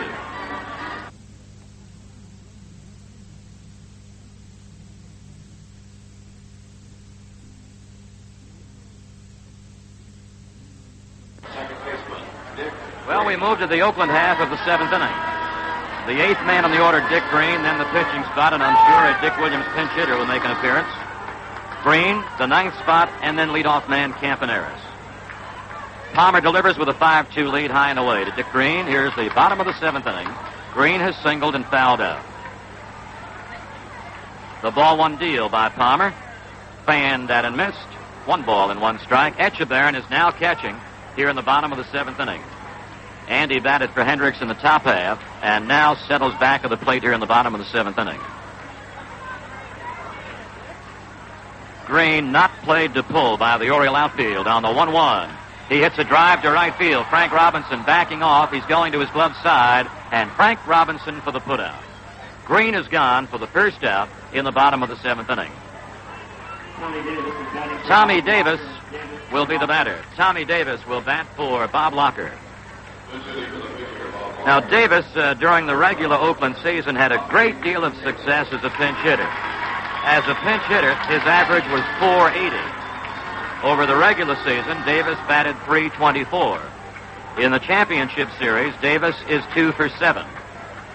So although Davis bats right-handed, Williams going with his best pinch hitter. And Palmer throws him low and away, ball 1. Davis batting for Locker. That means another Oakland pitcher in the top of the 8th. 1-0 to Tommy Davis is too low. 2 balls and no strikes.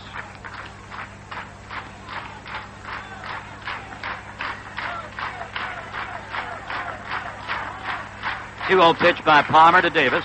He gets the strike, 2-1.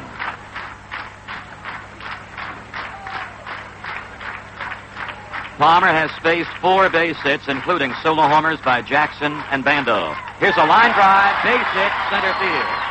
And as he did practically all season long in pinch hitting roles, Davis delivers a pinch hit single for Bob Locker with 1 out in the bottom of the 7th inning. Now to the Oakland leadoff man, Campaneris. He's been kept off the bases today by Palmer. Palmer made him admire strike 3 in the 1st inning, made him bounce out to 1st in the 3rd, and had him ground to 3rd at base in the 5th inning. Davis at 1st base, 1 away. Foul by Campaneris to the netting.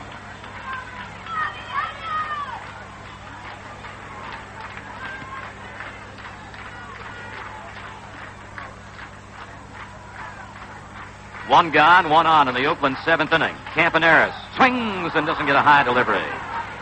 No balls and 2 strikes, and Palmer has now requested a different baseball from plate umpire DeMura. Orioles won the first game of the championship series 5-3, with McNally gaining the win and Watt gaining the save. They won game 2 behind Cuellar and home run power 5-1. They lead in this game 5-2. Here's a high pop-up down the 3rd base side. Brooks Robinson through the coaching box. In foul territory, Brooks has it squeezed for out number 2. Let's pause for station identification. This is the Baltimore Oriole Baseball Network. Listen to all the action of the 1971 World Series here on Radio 11, WBAL in Baltimore, the city of champions. Well, Rick Monday is the batter. He has walked, fanned, and fouled out.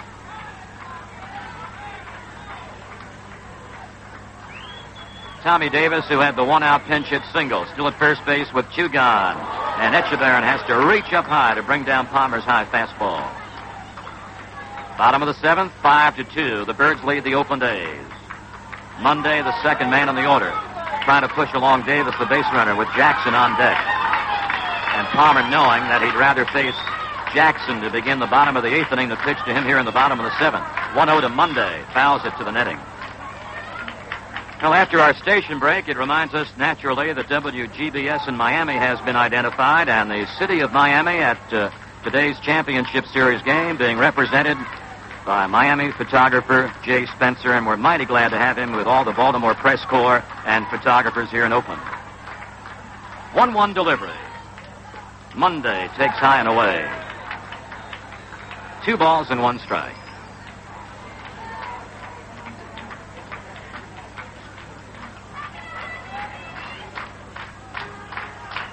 Powell backs off deep at first base, not holding on Tommy Davis.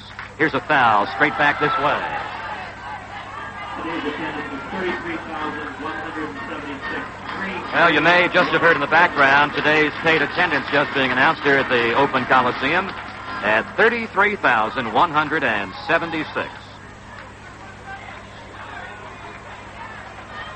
A runner aboard with 2 out. Davis leads at first base. Monday, 2-2. Swings and strikes out. Palmer strikes out Monday for the 2nd time. Palmer gets his 5th strikeout in the ballgame.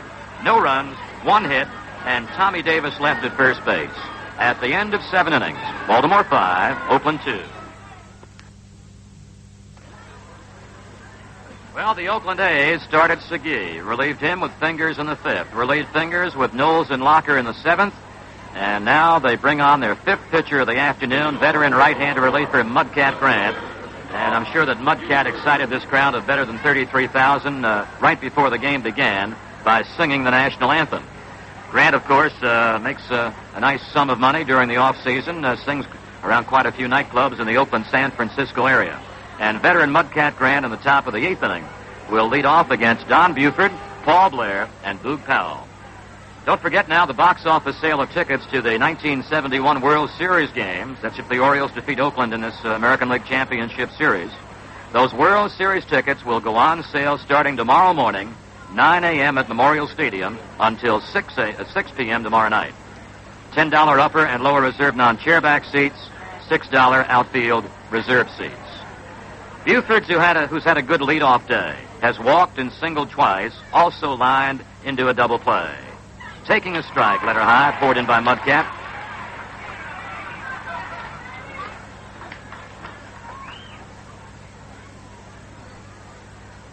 Grant to his one-strike pitch. Here's a high drive, deep right center field. Reggie Jackson going way back, and Jackson at the fence drops the ball at the 375-foot sign. Buford's going for 3. The relay, there'll be no relay to third base. The ball cut off by Campaneris. Then he decided not to throw. Jackson almost made a miraculous catch at the 375-foot mark in right center field, reached up the glove, and then lost the ball. And Buford, after the 3-bagger, will be pulled as a base runner. Retmund will run for Buford. So Buford retires for the day with a walk, 2 singles, and a 3-bagger just out of the glove of Reggie Jackson's reach at the 375-foot mark. The Oakland infield again right back of the grass with Retmund running for Buford. Nobody gone in the 8th. Blair takes a strike from Mudcat Grant.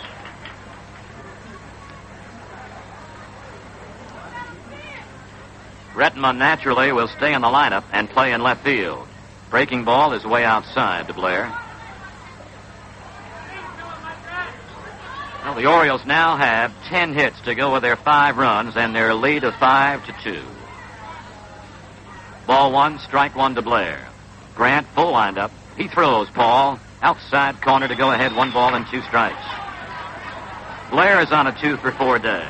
Buford, who just retired, on a 3-for-4 day, plus a walk and a run scored.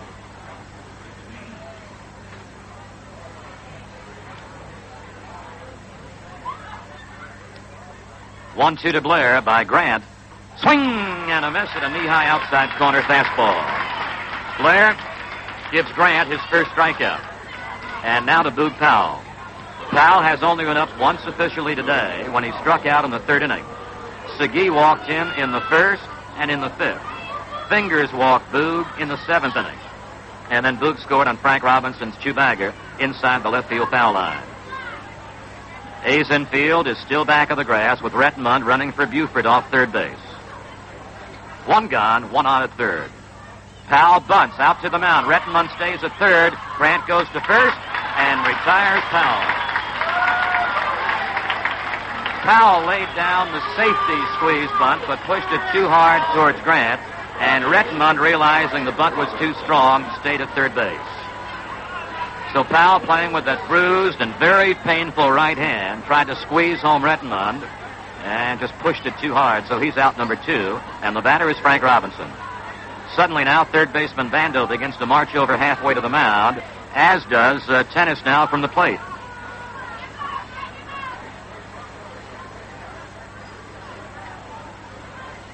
Buford began the inning with a ringing 3-bagger to the 375-foot marker in right center that Jackson almost caught, got the glove up and couldn't hold it. And Buford was pulled after the 3-bagger as Retmund came in to run for him. And Merv now is still leading off the bag at third, now with 2 out. Mudcat Grant goes to work with 2 out to Frank. Here's a high drive pulled down the left field side. It is going deep and foul to the seats. Strike 1 to Frank Robinson.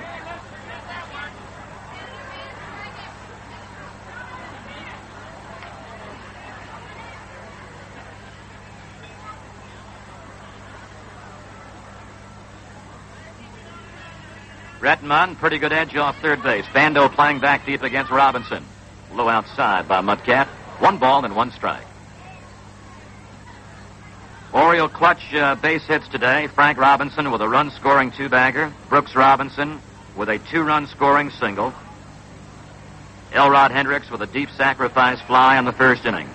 And a wild pitch also got the Orioles a run in the 7th inning. Frank Robinson crossing on a wild pitch delivered by Darrell Knowles to Andy Etchebarren. 1-1 by the winding Grant. Low outside. 2 balls and 1 strike. Etchebarren with 2 out would be the next batter if Frank Robinson gets aboard. Retmund off third. On the 2-1, here's a high fly ball into center field. Monday broke in, now moves back a couple of paces And Monday makes the put out, and that retires the side. At the end of 7.5 innings of play, Baltimore 5, Oakland 2. Well, Oakland with still 2 more chances against Jim Palmer as the A's start to bat in the bottom of the 8th inning, and they'll go with power men Reggie Jackson and Mike Epstein, plus another power man, Sal Bando. Jackson and Bando have produced the open run. Jackson's homer with 2 out and the bases empty in the 3rd. Jackson 2 for 3 today. He came in only 1 for 8 in the first 2 games. Palmer has not given up more than 1 base hit in any inning. Fastball hit far and deep to left field. Redmond's at the wall, leaps, and it's over the wall for a home run. And another opposite field homer for Reggie Jackson. And just as Jackson hit second base, he looked out to Frank Robinson in right field and held up his right fist. Just as Jackson hit second base, he turned, he looked at Frank Robinson and held up his right arm.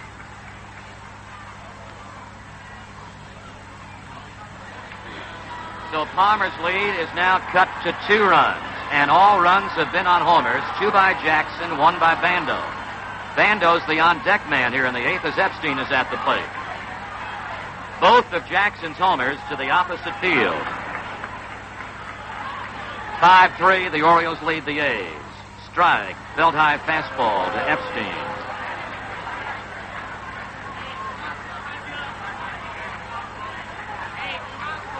Oh, and 1.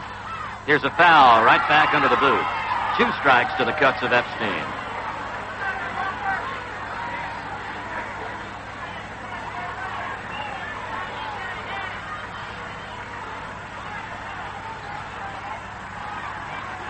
Palmer with the arms draped down right on top of the knees. Palmer making Epstein wait. Now he delivers 0-2. High. 1 ball, 2 strikes. Right-hander Watt and left-hander Rickert begin to throw in the Oriole bullpen. 1-2 by Palmer. Here's a looping fly ball, base hit to right field. It's run down by Frank Robinson. So the A's banging away here in the bottom of the 8th inning. A homer by Reggie Jackson. A looping base hit to right by Epstein. Palmer has now given up 7 hits with the 3 runs.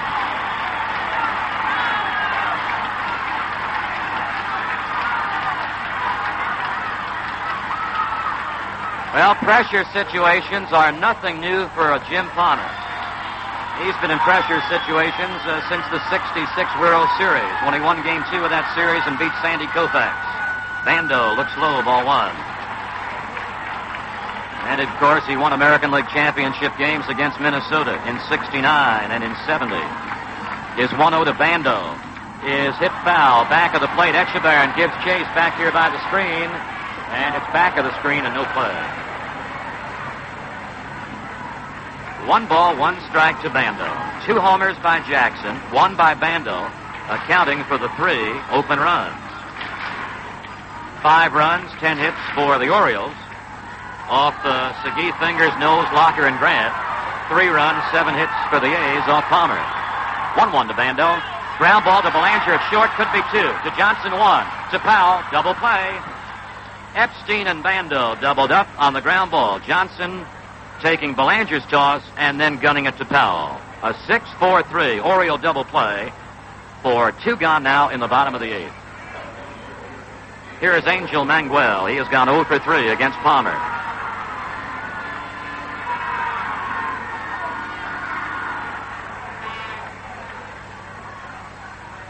Manguel, right-hand swinger, takes the strike, belt high.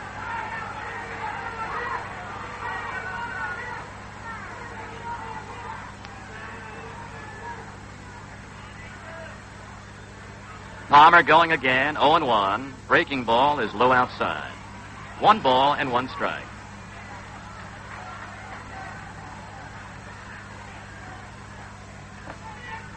Palmer delivers, and Manguel takes it way high. 2 balls and 1 strike.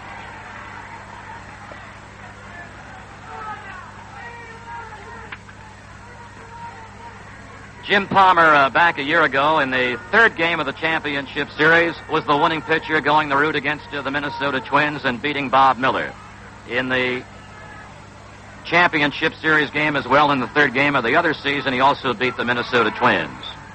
The 2-1 delivery is fouled straight back. So it's ironic that Palmer has pitched the third games of both the 69 and the 70 series and coming back in Game 3 again today, as the Birds for the third straight year are going for a three-game playoff series sweep.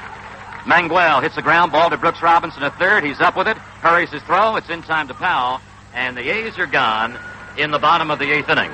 They do get a run on the leadoff homer by Reggie Jackson. 1 run, 2 base hits, and nobody left. At the end of 8, it's Baltimore 5 and Oakland 3. Well, perhaps this is the final inning, and perhaps it is the final game of the 1971 American League Championship Series. In the top of the 9th inning, the Orioles will bat first of all with Andy Etchebarren, then go to Brooks Robinson and to Dave Johnson. As far as the bottom of the 9th inning is concerned, the two Oakland batters will be Tennis, Green, and the pitcher, Mudcat Grant. Etchebarren has been up once. He batted for Hendricks in the 7th inning and flied to deep left. Mudcat Grant, the right-hander to Etchebarren. Outside, ball 1. Segui was the starter. Fingers in the 5th. Knowles and Locker both in the 7th. Grant came on last inning, gave up a leadoff 3-bagger to Buford. 1-0 to Andy Etchebarren. Foul down the right field side. 1 ball and 1 strike.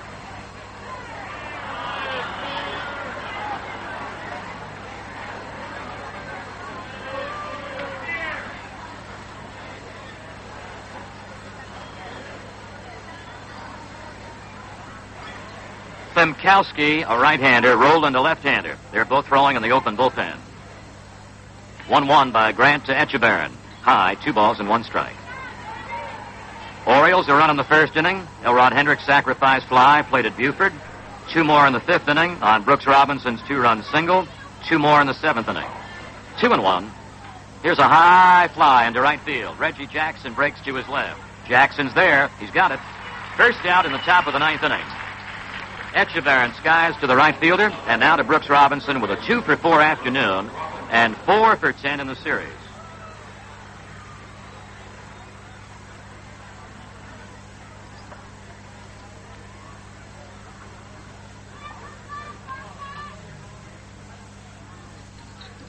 Brooks takes high from Mudcat, ball 1.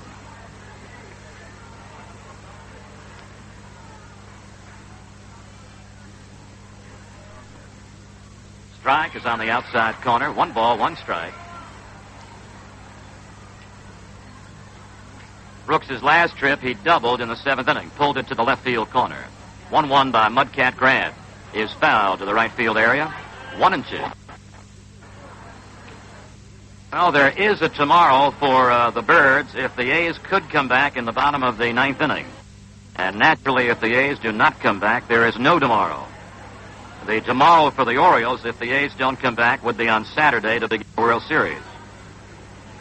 1-2, Grant to Brooks. Low, 2 balls and 2 strikes.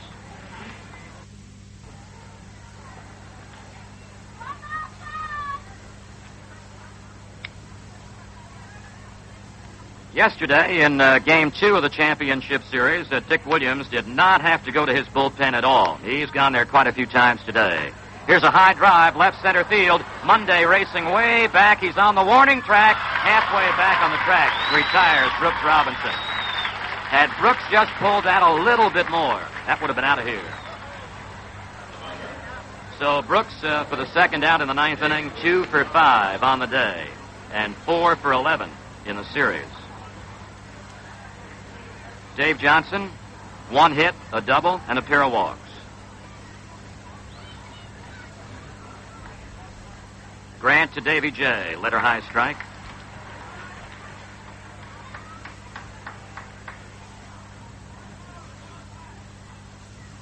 The next delivery by Grant is high. 1 ball and 1 strike.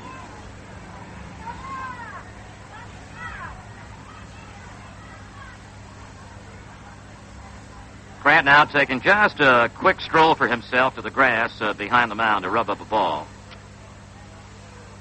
Bases empty, 2 gone. Johnson 1-1. Hits a foul back this way. Giving it a chase is Tennis, but he won't get to it. It's going to fall back in the seats.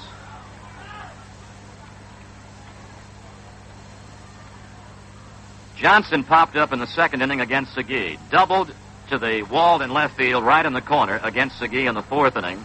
When Segui walked him in the fifth inning, that's when Segui was pulled for fingers. Ball 1 and strike 2. Johnson waiting with 2 out. It's way outside fifth inning. That's when Segui was pulled for fingers. Ball 1 and strike 2. Johnson waiting with 2 out. It's way outside by Tennis, and it runs the count along now to 2-2.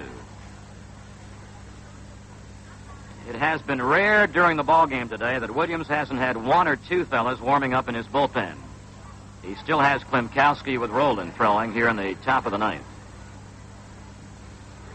Orioles up by 2 runs, leading 5-3. 2-2 to Johnson. Line drive, base hit, left field. It's run down by Manguel. That gives Johnson his second hit today. It also is the 4th time he's been on. A pair of walks, a single, and a 2-bagger.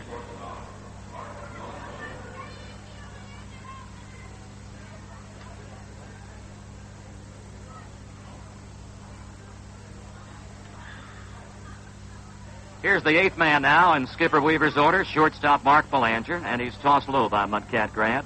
Belanger's fly to left, threw an intentional walk against Segui in the 4th inning, bounced into a force play in the 5th inning, and he walked again in the 7th inning.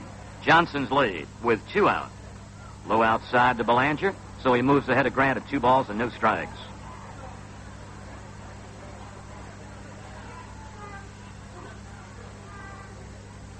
Orioles 5 and the Oakland A's 3 here in the top of the 9th inning. The next pitch to Belanger. Grounded to the hole at short, and by Bando and Campaneris out to left field.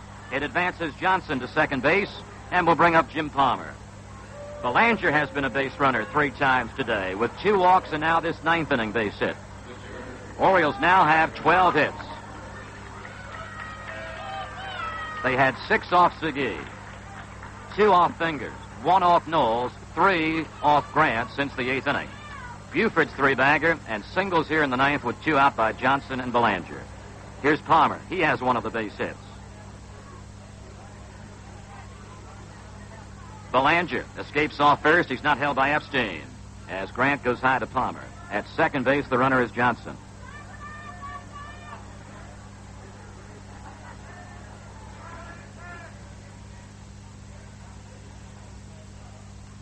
Mudcat sets, delivers. He's high again, 2-0.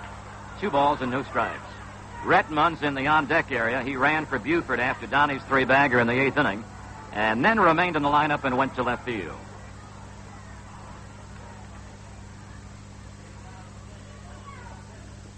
Low to Palmer. So Grant has gone high twice and low once. 3 balls and no strikes.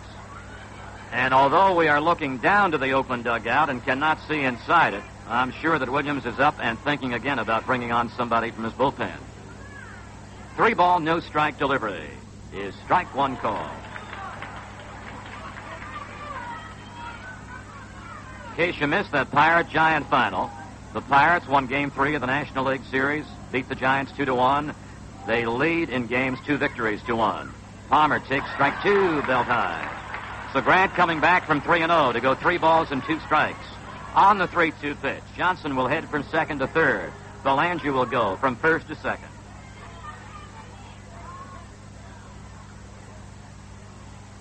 Grant just starts now to meet the rubber and looking into Gene Tennis.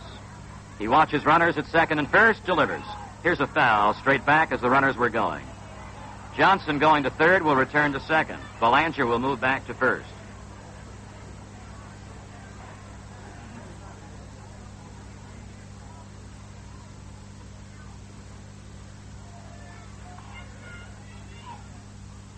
Palmer choking that bat just slightly right to the front of the batter's box. And Grant breaks contact with the rubber, bluffs Johnson back to second base. Green did not come over to cover. The check, and now the delivery. Swing and a miss. Palmer strikes out. to conclude the top of the ninth inning. No runs, 2 hits, and 2 left. As we go to the bottom of the ninth inning, it's Baltimore 5 and Oakland 3. Well, the Oakland do-or-die ninth for the A's and for their 33,000-plus fans here at the Oakland Coliseum. Jim Palmer trying to keep the 5-3 lead. First of all, will go against Gene Tennis, the catcher. Strike is called. Hegan is on deck. So it looks like Hegan will bat for Green. Tennis is 0 for 2, plus a walk against Palmer. The swinging windup, the curve, strike 2 is at the belt of Tennis. So a fastball for 1 strike, a curve for a belt-high 2nd strike. Palmer now has asked for time. It looked like somebody out of the crowd threw a shoe right over the screen and back of home plate. Palmer saw it and requested time from Demura. 0-2. Swing and a foul tip for a 3rd strike held by Echeverria. That gives Palmer 6 strikeouts. Mike Hegan is batting for Green. Hegan for Green. Mike Hegan just been announced. He's a left-hand batter. Hegan will swing for Green.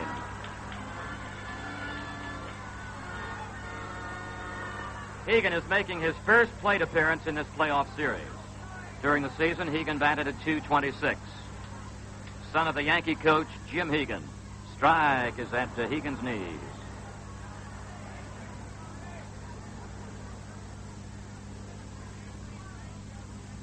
The next delivery. Palmer uncorks a fastball, fanned at and missed by Hegan, so it's 0-2. Well, Palmer just whipped a swinging strike by Tennis, and now he's got Hegan down 0-2. 1 out, nobody on, in the bottom of the ninth inning. The 2-strike delivery.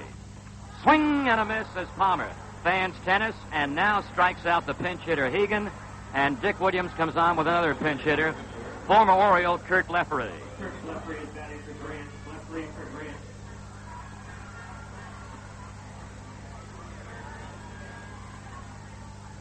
Leffery is also making his first plate appearance in this series. Well, we'll have a little delay in the ball game because a fan has rushed out of the far left field seats. He came right through the Oakland bullpen, and he came on the field to shake hands with third baseman Brooks Robinson. Leffery, the batter.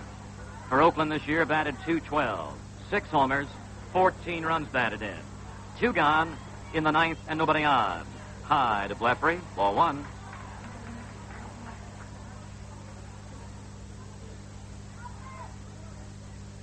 Palmer's motion, his 1-0 pitch. Strike is at Leffery's knees. He was up there to take. Orioles leading 5-3. Game 3 of the championship series, they lead 2-0. Palmer's wind up, his 1-1 to Leffery. High, 2 balls and 1 strike. Palmer, by striking out Tennis and Hegan here in the ninth inning, has 7 strikeouts. 2-1 to Leffery. Swing and a miss, and Leffery let it all go. 2 balls and 2 strikes.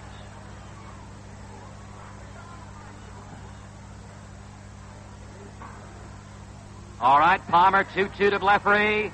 Swing and a foul just off the mid of Echeverria, and then off the mask of plate umpire Demura. That might have just hurt the chin of plate umpire Demura. It came off the bottom of the mask and might have just hit a piece of flesh on his chin. Demura now is adjusting that mask. It was slowed down a bit on the foul ball off Echeverria's mitt and then hit the bottom of Lou Demura's mask. So it rides 2-2 to Leffery. The next delivery, swing and a miss. Palmer strikes out the side. The Orioles have won the American League Championship Series for the 3rd straight time, and for the 3rd straight time sweep an American League Championship Series. They win today at Oakland by a score of 5-3. That's it. John Gordon will be right back with the recap and the game totals after this message.